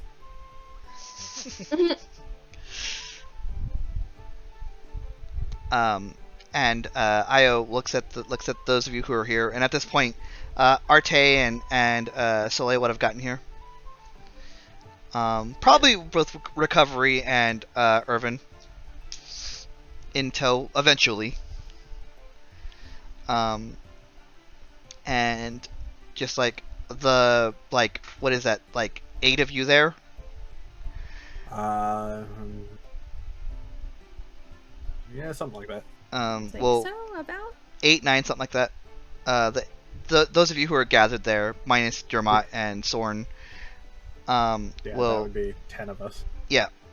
So we'll just kind of look at each other and go, well, shall we? Lead the way. And as the sun is setting and the closing ceremonies are beginning, and as we get to where the closing ceremonies begin, that is where we will end session for the day.